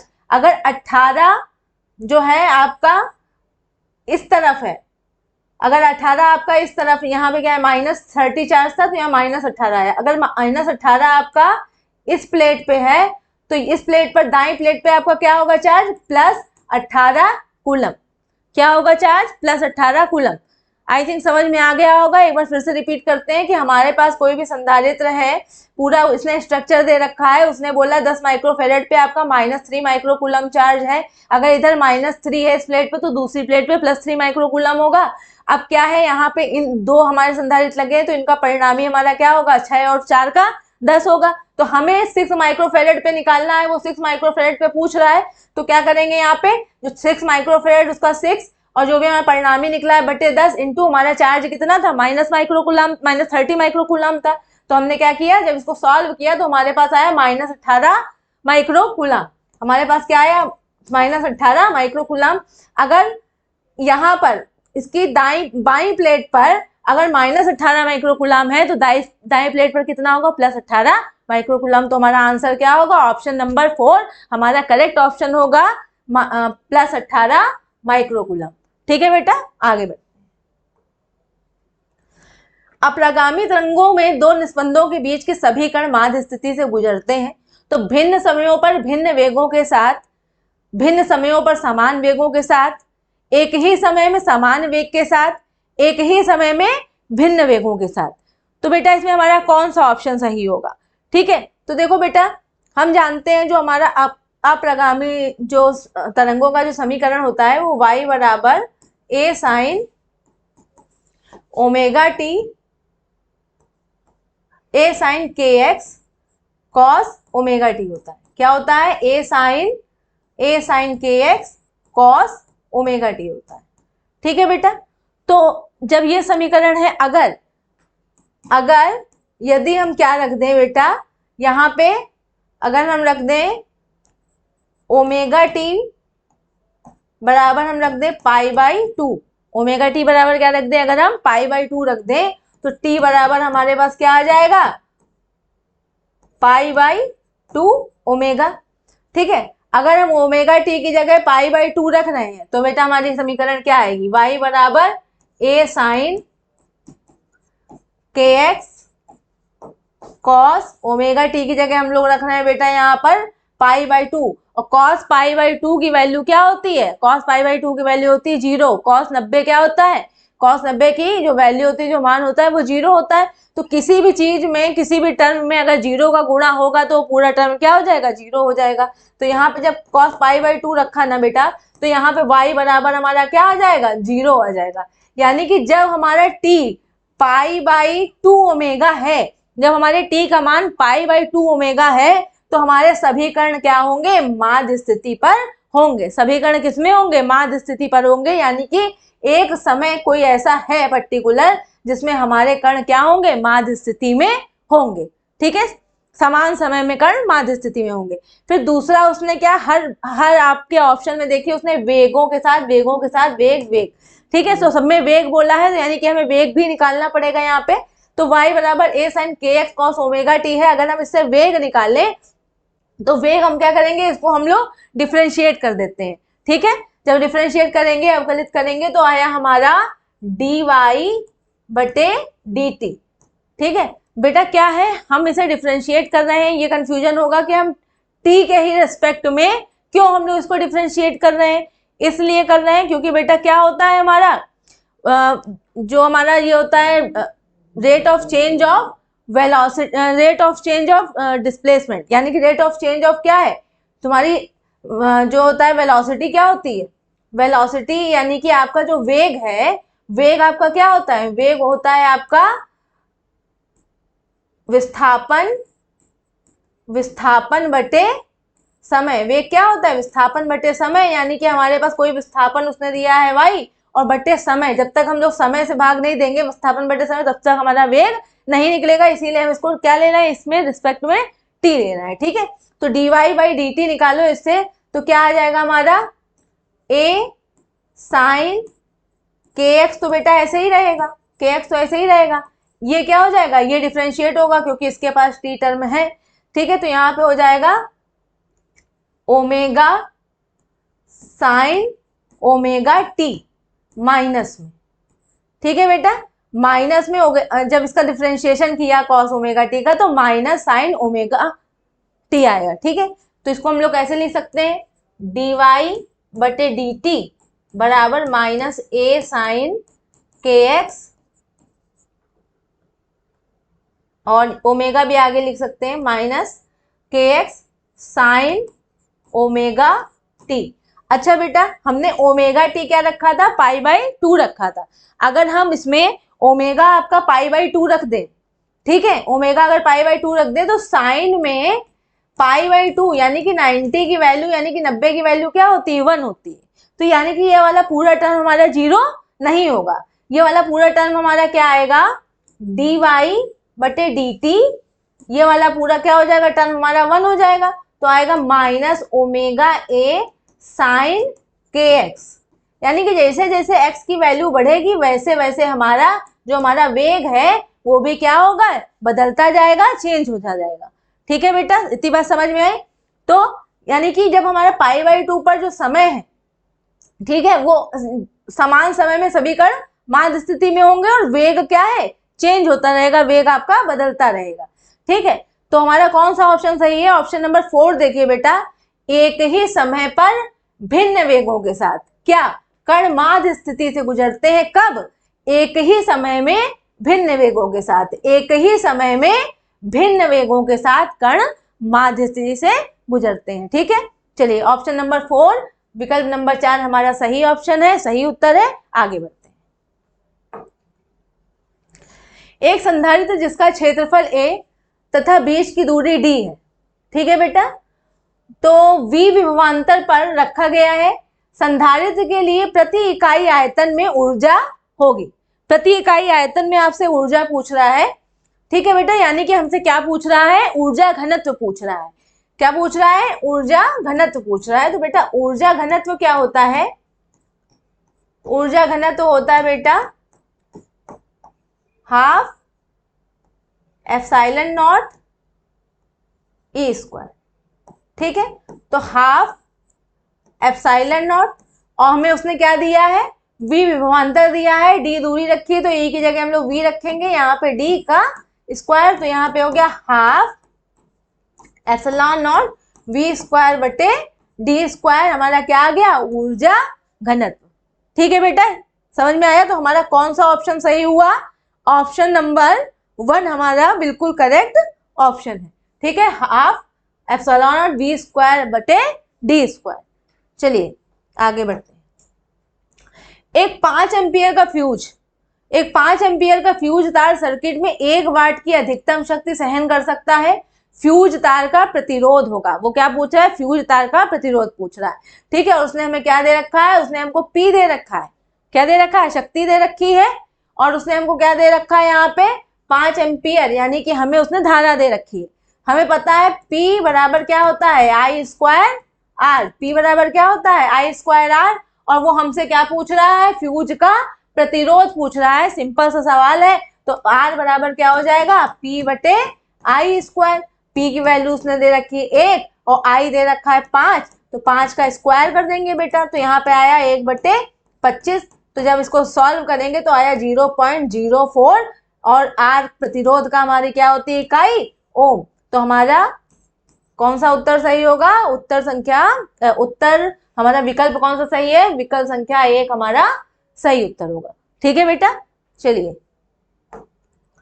दिखाए गए परिपथ में R1 बराबर 1.0 ओम, R2 बराबर 2.0 ओम, E1 बराबर 1 वोल्ट, E2 और E3 बराबर 2 वोल्ट और बिंदुओं A तथा B के बीच में विभवांतर लगभग V वोल्ट में है। ठीक है, तो हमें A और B के बीच में विभवांतर वो बता रहा है वोल्ट में। ठीक है, अब हमें क्या निकालना है, यहाँ पर दिखाए गए चित्र में हमें निकालना है पे E इक्विवेलेंट। क्या निकालना है, तुल्य विभव निकालना है। क्या निकालना है, हमें तुल्य विभव निकालना है। A तथा B के बीच विभवांतर लगभग है। ठीक है, तो तुल्य विभव निकालेंगे तो तुल्य विभव यानी कि E इक्विवेलेंट बेटा हमारा क्या हो जाएगा, फॉर्मूला लगाते हैं तो यहाँ पर कितने E कितने रेजिस्टेंस है, R1 2 बार, तो E बटे 2R1 E1 बटे 2R1 और यहाँ E2 है और केवल R2 जुड़ा है तो E2 बटे R2 और जो है E3 है, E3 में 2R1 जुड़े हैं तो E3 बटे 2R1 बटे 1 बटे 2R1 प्लस 1 बटे R2 प्लस 1 बटे 2R1। ठीक है बेटा, अब E की जगह क्या वैल्यू रखेंगे हम, 1 और 2, R1 की भी वैल्यू क्या है 1, तो यहाँ पे 1 ही हो गया। ठीक है, E2 की वैल्यू है आपकी बेटा 2 और R2 की वैल्यू भी है आपकी 2 और E3 की वैल्यू है बेटा आपकी 2 और R1 की वैल्यू भी है 2। R1 की वैल्यू है 1 लेकिन 1 का 2 से गुणा हुआ तो 2। ठीक है, यहाँ पर क्या है 1 बटे R1 की वैल्यू है 1 तो 1 बटे 2 ही आएगा। ये क्या है 1/R2 की वैल्यू उसने दी है 2 तो यहाँ भी 1 बटे 2 आएगा और यहाँ भी हमारा क्या आएगा 1 बटे 2 आएगा। जब पूरा हम इसको मतलब सॉल्व करेंगे, जब पूरा हम इसका मान निकालेंगे तो हमारा सॉल्व करके लास्ट कैलकुलेशन में आंसर आता है 1.67। तो हमारा कौन सा ऑप्शन सही होगा बेटा, ऑप्शन नंबर 3 हमारा सही ऑप्शन होगा, सही विकल्प होगा। ठीक है, चलिए आगे बढ़ते हैं। प्लेटिनम के प्रतिरोध का तापमान गुणांक 4 × 10⁻³ प्रति केल्विन है। वह तापमान जिस पर प्लेटिनम तार के प्रतिरोध में वृद्धि उसके 0 डिग्री सेल्सियस के प्रतिरोध के मान का 10% है। ठीक है बेटा, हमने माना कि हमारा 0 डिग्री सेल्सियस पर जो भी हमारा प्रतिरोध था वो हमारा था R0। क्या था, R0। अब वो बोल रहा है कि जब 30 डिग्री सेल्सियस यानी कि हम टेम्परेचर क्या है बढ़ा रहे हैं। ठीक है, तापमान जिस पर प्लेटिनम तार के प्रतिरोध में वृद्धि, हम क्या कर रहे हैं, टेम्परेचर 0 से T कर दे रहे हैं, तो हमारे जो हमारी वृद्धि हो रही है वो कितने हो रही है, प्रतिरोध में वृद्धि कितने की हो रही है, 10% की हो रही है। तो हमने माना 30 डिग्री सेल्सियस पर कितने परसेंट की हो रही है, 10 की, यानी कि R डैश किसके बराबर होगा, R0 तो है ही पहला और 10% की वृद्धि हो रही है यानी कि R0 × 10/100। ठीक है, R0 तो था ही पहले, कितने की वृद्धि हो गई, 10% की वृद्धि हो गई, तो यहाँ पे आएगा R0 प्लस 0.1 R0। इसको जब हम लोग सॉल्व करेंगे, ठीक, अब R0 कॉमन ले लो बेटा, R0 कॉमन ले लो, इसके पास भी R0 उसके पास भी R0, तो 1 प्लस 0.1 आया, तो इसको क्या लिख सकते हैं, 1.1 R0 लिख सकते हैं। तो R डैश बराबर हमारा क्या आया 1.1 R नॉट। क्लियर, समझ में आया। तो अब बेटा हमारा क्या है, वो बोल रहा है कि प्रतिरोध का तापमान गुणांक ये दे रखा है, यानी कि हमारा क्या सूत्र होता है, फॉर्मूला है हमारा R dash is equal to R not 1 plus alpha delta T होता है। ठीक है, तो R डैश की जगह हम लोग क्या लिखेंगे 1.1 R नॉट हमने निकाला है क्योंकि 10% की वृद्धि हो रही, बराबर R not 1 plus alpha delta T. तो बेटा R नॉट से R नॉट क्या हो गया, कट गया, तो 1.1 और ये वाला 1 इधर आकर घटा, तो यहाँ पे आया बराबर अल्फा डेल्टा टी। यहाँ आया 0.1 बराबर अल्फा की वैल्यू उसने हमको क्या दे रखी है 4 इंटू 10 टू द पावर घात -3। ठीक है, 10 टू द पावर -3 या 10 की पावर -3 घात। ठीक है, तो क्या आया अल्फा की वैल्यू हमारी यहाँ पे क्या आई 4 इंटू 10 की घात -3 इंटू हमारा है डेल्टा टी। तो डेल्टा टी की वैल्यू वो हमसे पूछ रहा है, तो डेल्टा टी बराबर आपका क्या आया 1/0.1 बटे 3 इंटू 10 टू द पावर -3।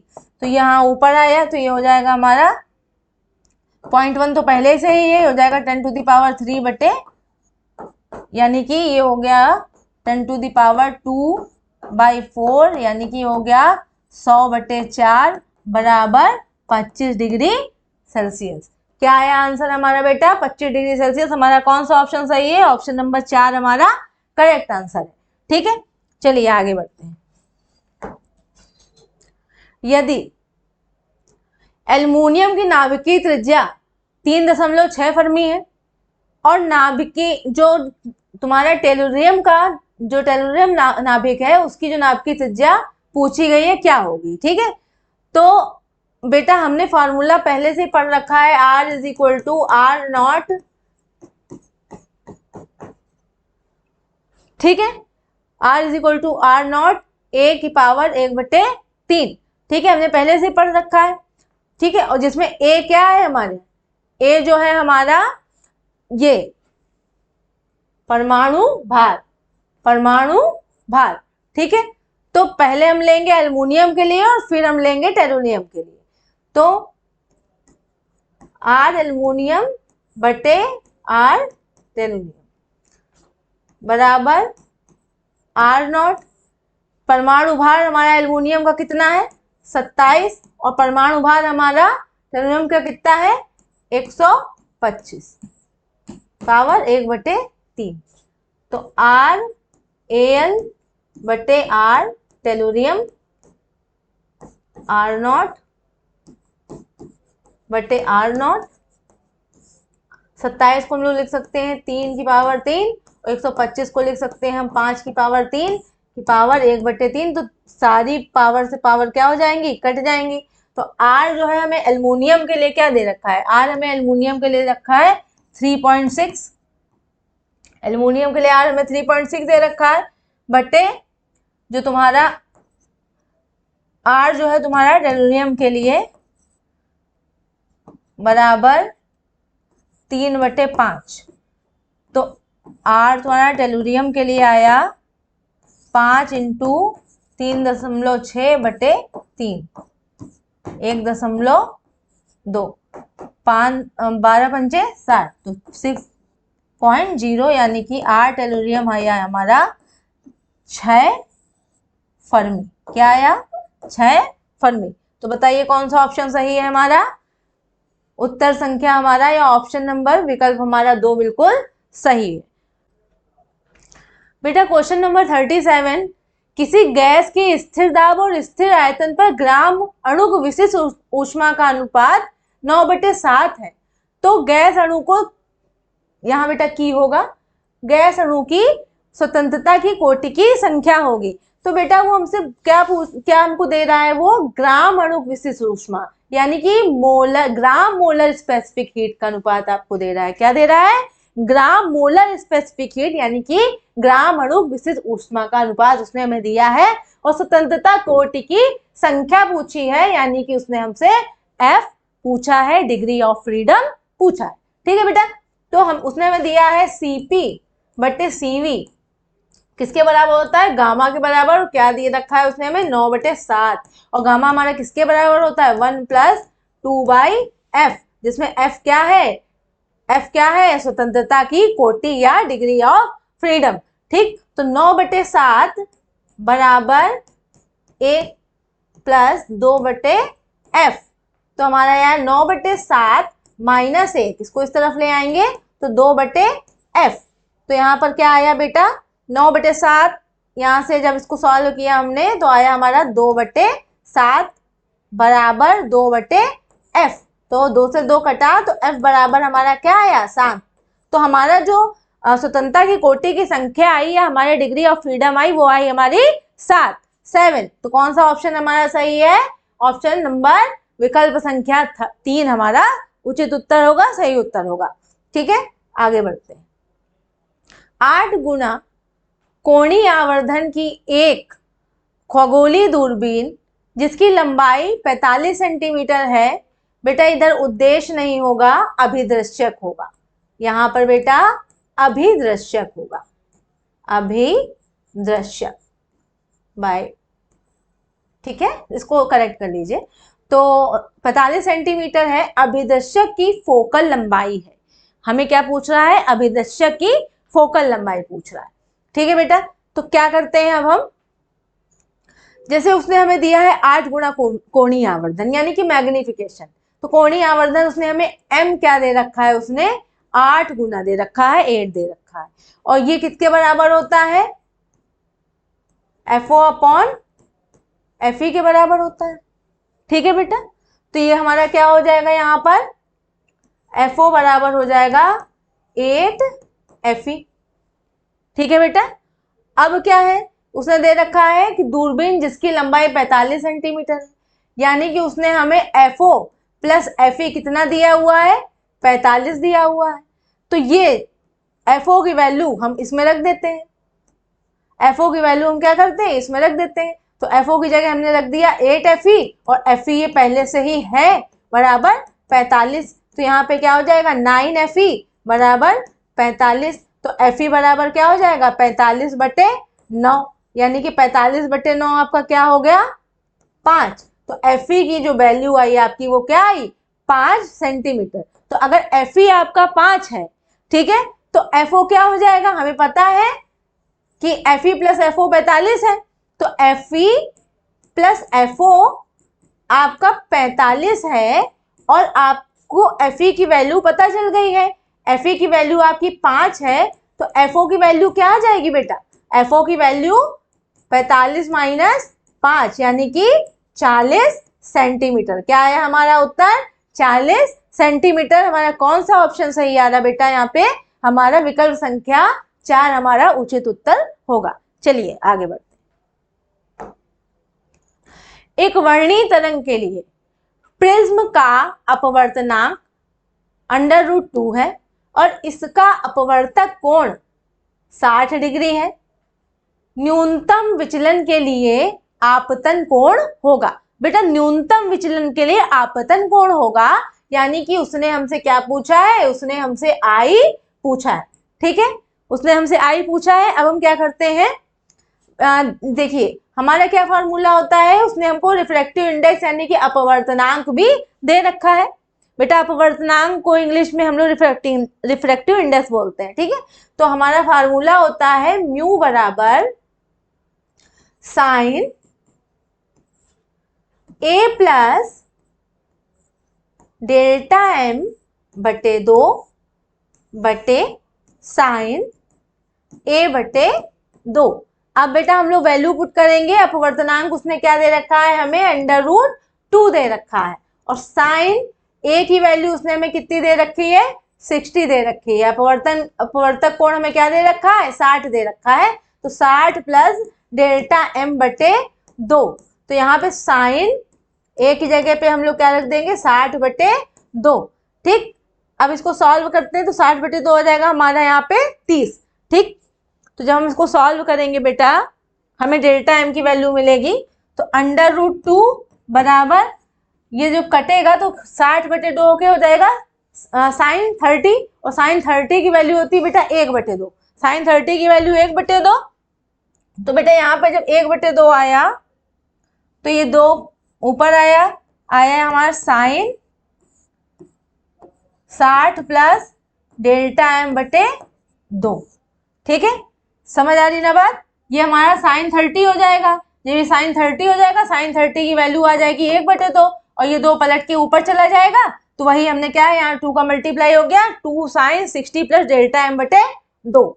अब 2 का इस तरह से इसको सॉल्व करना है तो √2/2 बराबर साइन 60 प्लस डेल्टा m बटे 2। ठीक है, अब इसमें क्या करेंगे बेटा, ऐसे क्वेश्चन सॉल्व करने के लिए हम क्या करेंगे, √2 का ऊपर गुणा √2 का नीचे गुणा। तो √2 का गुणा होके क्या हो गया 2/2 √2 बराबर साइन 60 प्लस डेल्टा m बटे 2। तो बेटा 2 से 2 हमारा कैंसिल हो गया, तो हमारा अब आया यहाँ पे 1/√2 बराबर साइन 60 प्लस डेल्टा m बटे 2। ठीक है बेटा, इतनी बात समझ में आई। अब क्या है, इसको आगे देखते हैं इसका। अब हमारे पास आया यहाँ पे 1 बराबर sine 60 plus delta m by 2।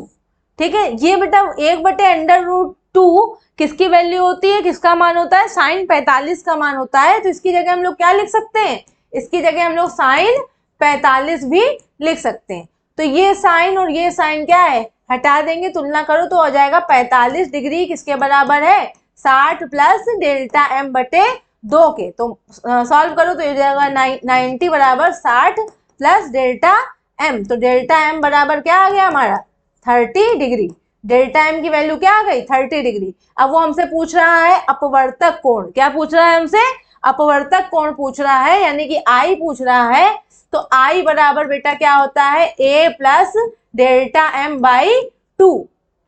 अपवर्तक कोण क्या होता है बेटा a plus delta m by 2, यानी कि a की वैल्यू हमारी कितनी निकली 30, a की वैल्यू उसने हमको क्या दे रखी है 60, a की वैल्यू क्या दे रखी है 60 और डेल्टा m कितना निकला बेटा 30 बटे 2, यानी कि आया आपका 60 प्लस 30 हो गया 90 बटे 2, यानी कि 45 डिग्री। I की वैल्यू हमारे अपवर्तक कोण की वैल्यू क्या आ गई 45 डिग्री। तो हमारा कौन सा ऑप्शन सही होगा, हमारा विकल्प संख्या 2 बिल्कुल सही ऑप्शन होगा 45 डिग्री। ठीक है, चलिए आगे बढ़ते हैं।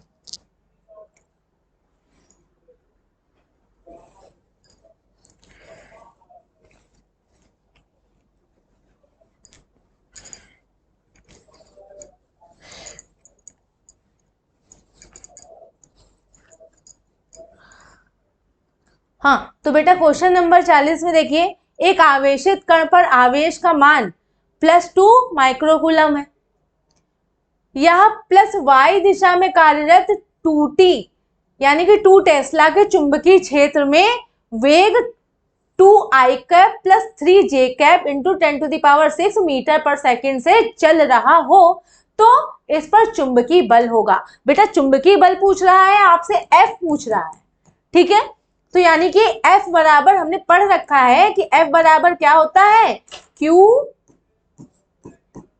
V क्रॉस B होता है बेटा। Q की वैल्यू उसने आवेश की वैल्यू कितनी दे रखी है +2 माइक्रोकूलम, कितनी दे रखी है +2 माइक्रोकूलम। तो यहाँ पे हम रख देंगे 2। ठीक है, और माइक्रोकूलम बोल रहा है तो किससे हम लोग मल्टीप्लाई करेंगे 10⁻⁻6 से। किससे करेंगे 10⁻⁻6 से। अब बेटा आपको V दे रखा है, V उसने क्या दिया हुआ है, वेग उसने दिया है 2i cap plus 3j cap. तो यहाँ पे V की जगह हमने रखेंगे 2i cap plus 3j cap into 10⁻⁶। इतना समझ में आया। आगे वो क्या बोल रहा है B की वैल्यू यानी कि 2 टेस्ला दे रखा है। चुंबकीय क्षेत्र उसने आपको क्या दे रखा है 2 टेस्ला दे रखा है, वो भी किसमें y दिशा में कार्यरत है। y दिशा में कार्यरत है यानी कि यूनिट वेक्टर उस तरफ क्या होगा बेटा j। ठीक है, तो यहाँ पर इंटू क्या हो जाएगा 2j। क्लियर इतनी बात। अब चलिए आगे सॉल्व करते हैं। ये 10⁻⁻6 है, ये 10⁻+6 है, कैंसिल होगा। ठीक, ये 2 है और ये भी 2 है, तो 2 इंटू 2 हमारा 4 हो गया। अब हमारा बचा 2i प्लस 3j इंटू जे। अच्छा, क्रॉस प्रोडक्ट में क्या है, i और j का गुणा करेंगे तो k मिल जाएगा, जे का गुणा करेंगे तो 0, सेम का गुणा करेंगे तो क्या आएगा, 0 आएगा क्रॉस प्रोडक्ट में। तो क्या आया यहाँ पर 4, जब 2i और j का गुणा करेंगे तो यहाँ पर आया हमारा 2k cap, i cross j बराबर k कैप। ठीक है, तो यहाँ पे क्या आया 2k कैप, तो 4 इंटू 2 हो गया 8k कैप। क्या आया हमारा 8k कैप, यानी कि हमारा कौन सा ऑप्शन सही आ रहा है, ऑप्शन नंबर 4 हमारा सही ऑप्शन होगा। चूंकि हम लोग यहाँ बल निकाल रहे हैं तो न्यूटन तो हमारा जो हमारी यूनिट होगी तो न्यूटन होगी। ठीक है, तो 8k न्यूटन, यानी कि हमारा कौन सा ऑप्शन सही है, ऑप्शन नंबर 4 हमारा सही ऑप्शन है, क्योंकि 8 न्यूटन जेड दिशा में। ठीक है, और हमारा पहला ऑप्शन देखिए 8 न्यूटन माइनस जेड दिशा में। अगर यहाँ पे माइनस का चिन्ह आगे आ रहा होता, ठीक है, ऋणात्मक ये दे रहा होता वैल्यू, तो हम कहते हैं कि माइनस जेड दिशा में, लेकिन हमारे यहाँ पे माइनस का कोई चक्कर नहीं, यहाँ पे माइनस चिन्ह आ नहीं रहा है, तो ये हमारा कहाँ रहेगा, प्लस जेड दिशा में, 8 न्यूटन प्लस जेड दिशा में। तो हमारा ऑप्शन नंबर 4 हमारा करेक्ट ऑप्शन होगा। चलिए आगे बढ़ते हैं। दो कला संबंध तरंग स्रोतों से उत्पन्न विभिन्न तीव्रताओं की तरंगों में व्यतिकरण होता है। व्यतिकरण के बाद अधिकतम तथा न्यूनतम तीव्रताओं का अनुपात 25 है, तो तरंगों की तीव्रताओं का अनुपात होगा। उसने आपको क्या दे रखा है, उसने आपको दे रखा है अधिकतम और न्यूनतम तीव्रताओं का अनुपात दे रखा है। ठीक है, अधिकतम और न्यूनतम का अनुपात दे रखा है, और नॉर्मल आपको तरंगों की तीव्रताओं का अनुपात वो आपसे पूछ रहा है। ठीक है, यानी कि आपको आई मैक्स और आई मिनिमम उसने आपको दे दिया है।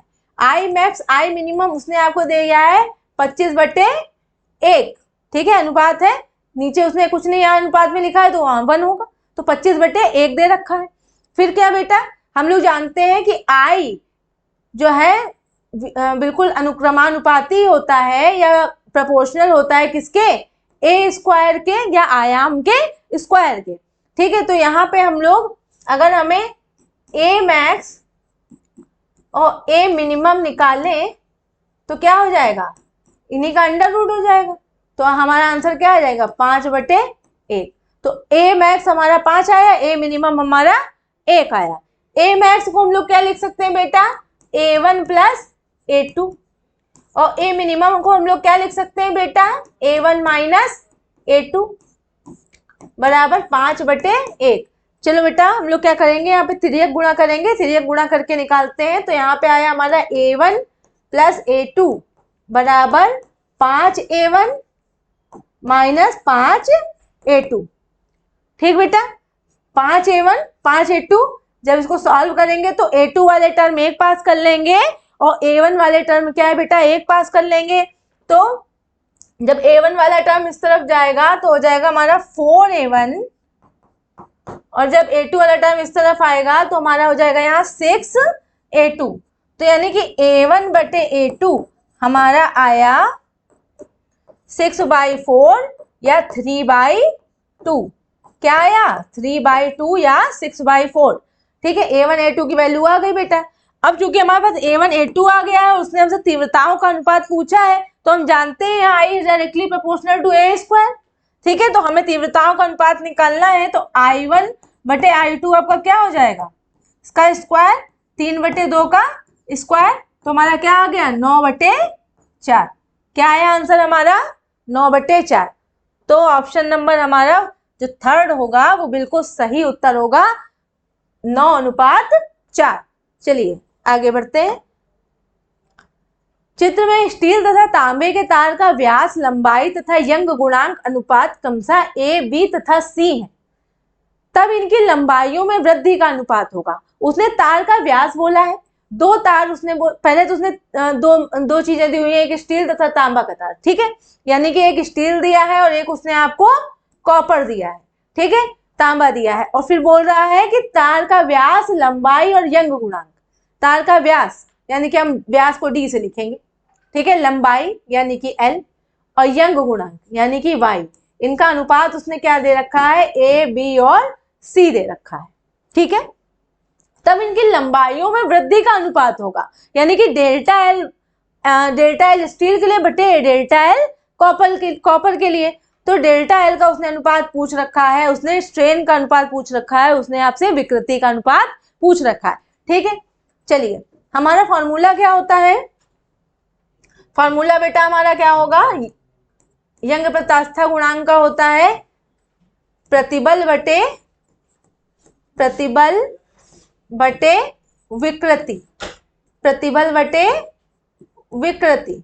तो प्रतिबल बेटा होता है हमारा F बटे A और विकृति होती है हमारी डेल्टा एल बाई एल। तो इसको ऊपर लाओ तो यहाँ हो गया हमारा FL बटे A डेल्टा एल होगा बेटा Y। हमें क्या निकालना है, डेल्टा एल निकालना है। क्या निकालना है, डेल्टा एल। तो डेल्टा एल को इस तरफ लाओ तो हमारी इक्वेशन आई FL बटे AY। ये जो हमारी बेसिक इक्वेशन आई, जो बेसिक समीकरण आया, इससे हम लोग क्या करेंगे, दो अलग अलग अनुपात बनाएंगे। ठीक है, तो कैसे हम बनाएंगे, एक बार स्टील के लिए लेंगे और एक बार कॉपर के लिए लेंगे। तो कॉपर स्टील के लिए क्या लिखेंगे हम लोग, और दोनों को भाग दे देंगे। स्टील के लिए डेल्टा LS बराबर FS LS बटे AS YS, और डेल्टा एल कॉपर के लिए क्या लेंगे, FC LC AC और YC। तो ये इन दोनों को हम क्या करेंगे, आपस में डिवाइड कर देंगे, आपस में भाग दे देंगे। जब आपस में भाग देंगे तो डेल्टा LS बटे डेल्टा LC बराबर क्या आया आपका, ये चीज ऊपर चली जाएगी, FS बटे FC LS बटे LC।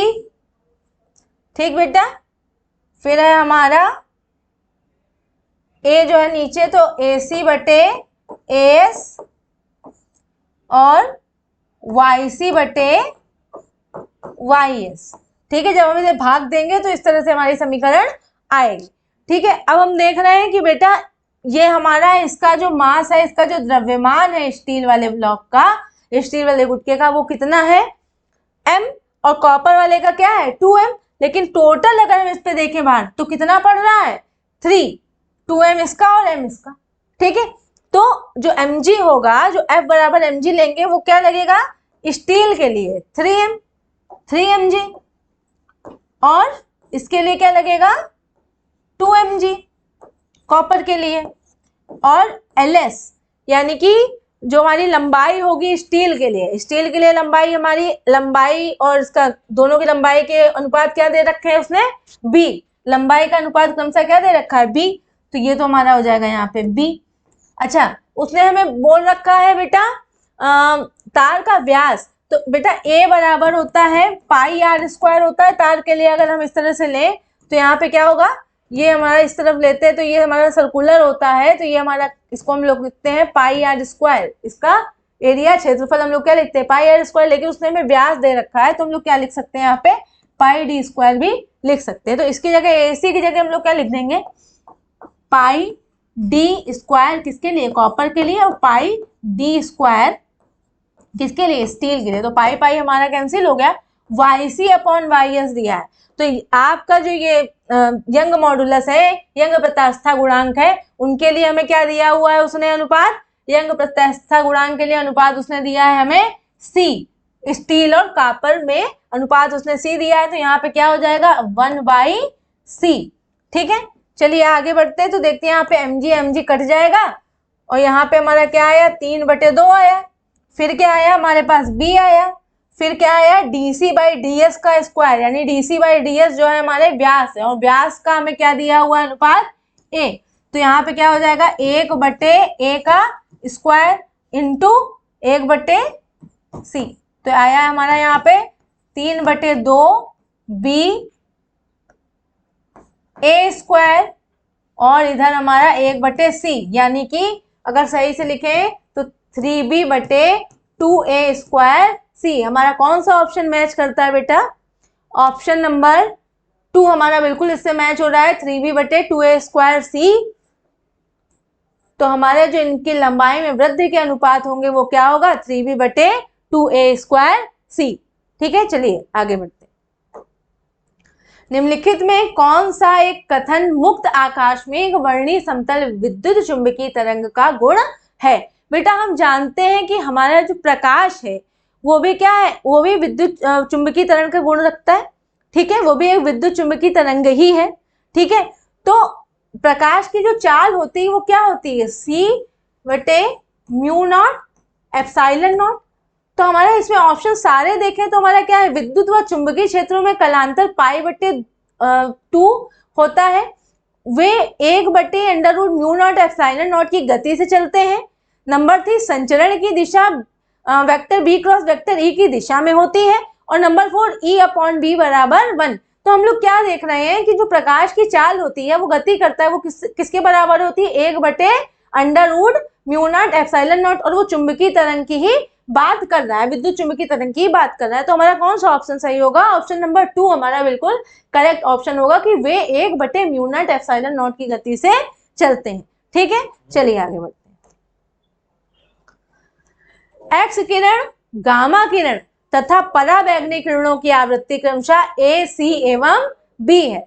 तो वो पूछ रहा है 1, A जो है छोटा है B से, B बड़ा है C से, दूसरा है A बड़ा है B से और B बड़ा है C से, और तीसरा है A जो है छोटा है C से और C जो है बड़ा है B से, और फोर्थ है A छोटा है B से और B जो है B भी लेसर है या छोटा है C से। ठीक है बेटा, हम जानते हैं जो हमारा गामा किरण होती है ना वो सबसे ज्यादा, उसमें सबसे ज्यादा विभेदन क्षमता होती है, सबसे ज्यादा विभेदी होती है। तो सबसे ज्यादा जो आवृत्ति होगी वो भी किसकी है, गामा किरण। ठीक है, तो यानी कि जो C होगा वो क्या होगा, सबसे बड़ा होगा। X से मतलब X किरण से भी हमारा क्या होगा, C बड़ा होगा, यानी कि A जो है छोटा होगा C से, और जो हमारा पैराबैंगनी किरण से भी क्या होगा, C हमारा बड़ा होगा, हमारी गामा किरण क्या होगी, बड़ी होगी। तो B भी है वो छोटा होगा C से। तो हमारा कौन सा ऑप्शन मैच कर रहा है बेटा, ऑप्शन नंबर 3 हमारा बिल्कुल मैच कर रहा है कि जो A है यानी कि जो X किरण है वो भी क्या है, उसकी X किरण की जो आवृत्ति है वो क्या है, छोटी होगी C से, यानी कि हमारी गामा किरण से। और जो हमारे B जो है ये पराबैंगनी किरण की जो आवृत्ति होगी यानी कि B की, वो भी क्या होगी, छोटी होगी गामा किरण से। ठीक है, तो हमारा ऑप्शन नंबर 3 हमारा करेक्ट ऑप्शन होगा। चलिए आगे बढ़ते हैं, क्वेश्चन नंबर 45। क्वेश्चन नंबर 45 देखिए, एक अनुनादी परिपथ में एक प्रेरकत्व L नगण्य प्रतिरोध तथा संधारित्र C श्रेणी क्रम में प्रयुक्त करने से F आवृत्ति के दोलन उत्पन्न होते हैं। यदि L को दुगना तथा C को 4 गुना, L को क्या कर रहे हैं, दुगना कर रहे हैं, और C को क्या कर रहे हैं, 4 गुना कर रहे हैं जाए, तब आवृत्ति होगी। तब वो क्या पूछ रहा है आपसे, आवृत्ति होगी। तब हम लोग जानते हैं बेटा F इज टू क्या होता है, 1/2π। ठीक है, फॉर्मूला है हमारा। तो अब हम क्या करेंगे, हम दो इक्वेशन बनाएंगे, F1 और F2। तो दोनों को हम लोग भाग देंगे और अनुपात लेते हैं। तो जब हम लोग अनुपात लेंगे तो हमारा क्या आएगा यहाँ पे, L2C2/L1 C1 power half, under root को लिख देंगे पावर हाफ। और L2 वो क्या दे रहा है, दुगना हो जाए 12, और C2 क्या हो जाए, 4 गुना हो जाए, और LC, तो LC से C कटा, L से L कटा, ऊपर पावर है हाफ, तो यहाँ पे आया हमारा 8 की पावर हाफ, यानी कि 2/√2। तो F1/F2 बेटा, F1/F2 आपको दिया है उसने 2/√2। ठीक है, तो F2 बराबर क्या हो जाएगा आपका, F1/2/√2 या F/2/√2। तो कौन सा ऑप्शन हमारा सही होगा, ऑप्शन नंबर 1 हमारा बिल्कुल सही उत्तर होगा, F/2/√2। ठीक है, चलिए आगे बढ़ते हैं। M चुंबकीय आघूर्ण के एक दंड चुंबक को समान लंबाई के 2 भागों में काटा जाता है। प्रत्येक भाग का चुंबकीय आघूर्ण होगा। बेटा चुंबकीय आघूर्ण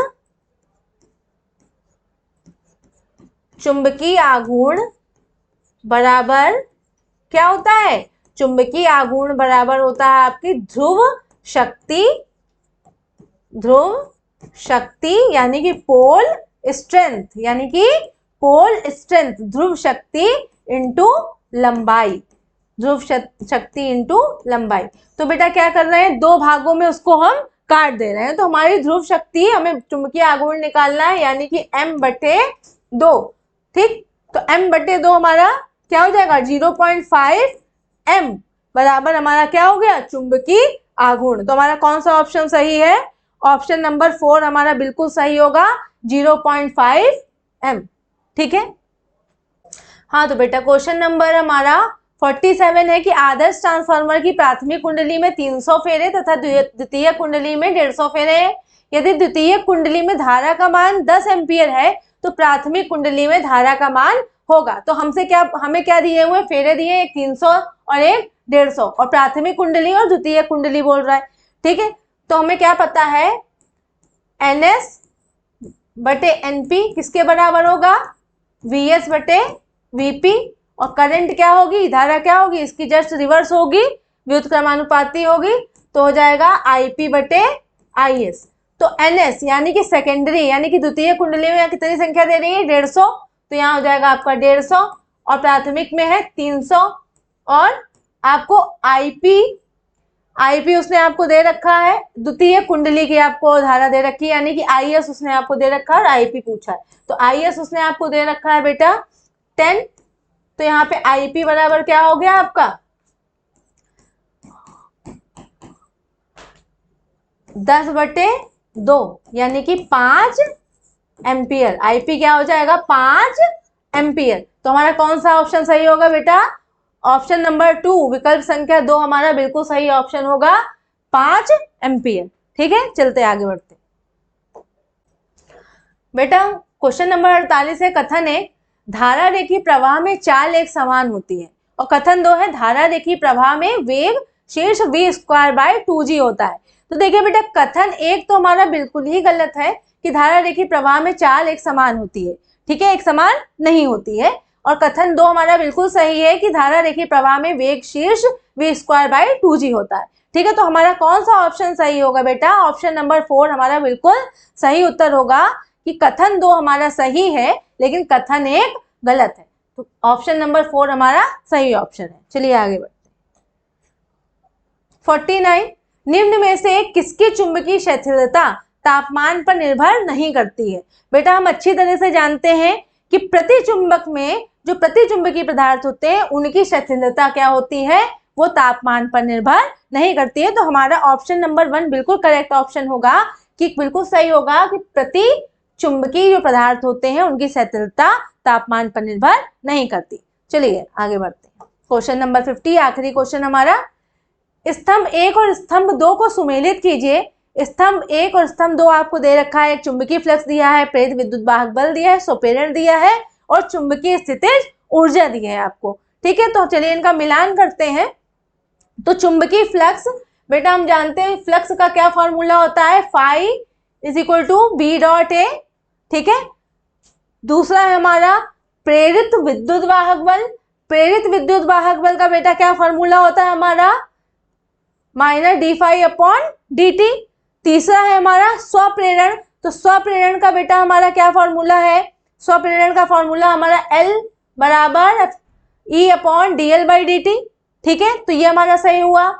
और चुंबकीय स्थितिज ऊर्जा, अब हमारा लास्ट बचा चुंबकीय स्थितिज ऊर्जा का क्या फॉर्मूला हमारा 12LI², यानी कि हमने क्या देखा कि A का हमारा क्या सही था 2 और B का हमारा क्या सही था, आंसर था हमारा 3 और C का ऑप्शन था 1 और D का हमारा 4। तो देखिए हमारा इसमें कौन सा मिल रहा है उत्तर, तो ऑप्शन नंबर 3 देखिए, A का 2, B का 3, C का 1 और D का 4। तो ऑप्शन नंबर 3 हमारा बिल्कुल सही उत्तर होगा। चलिए धन्यवाद।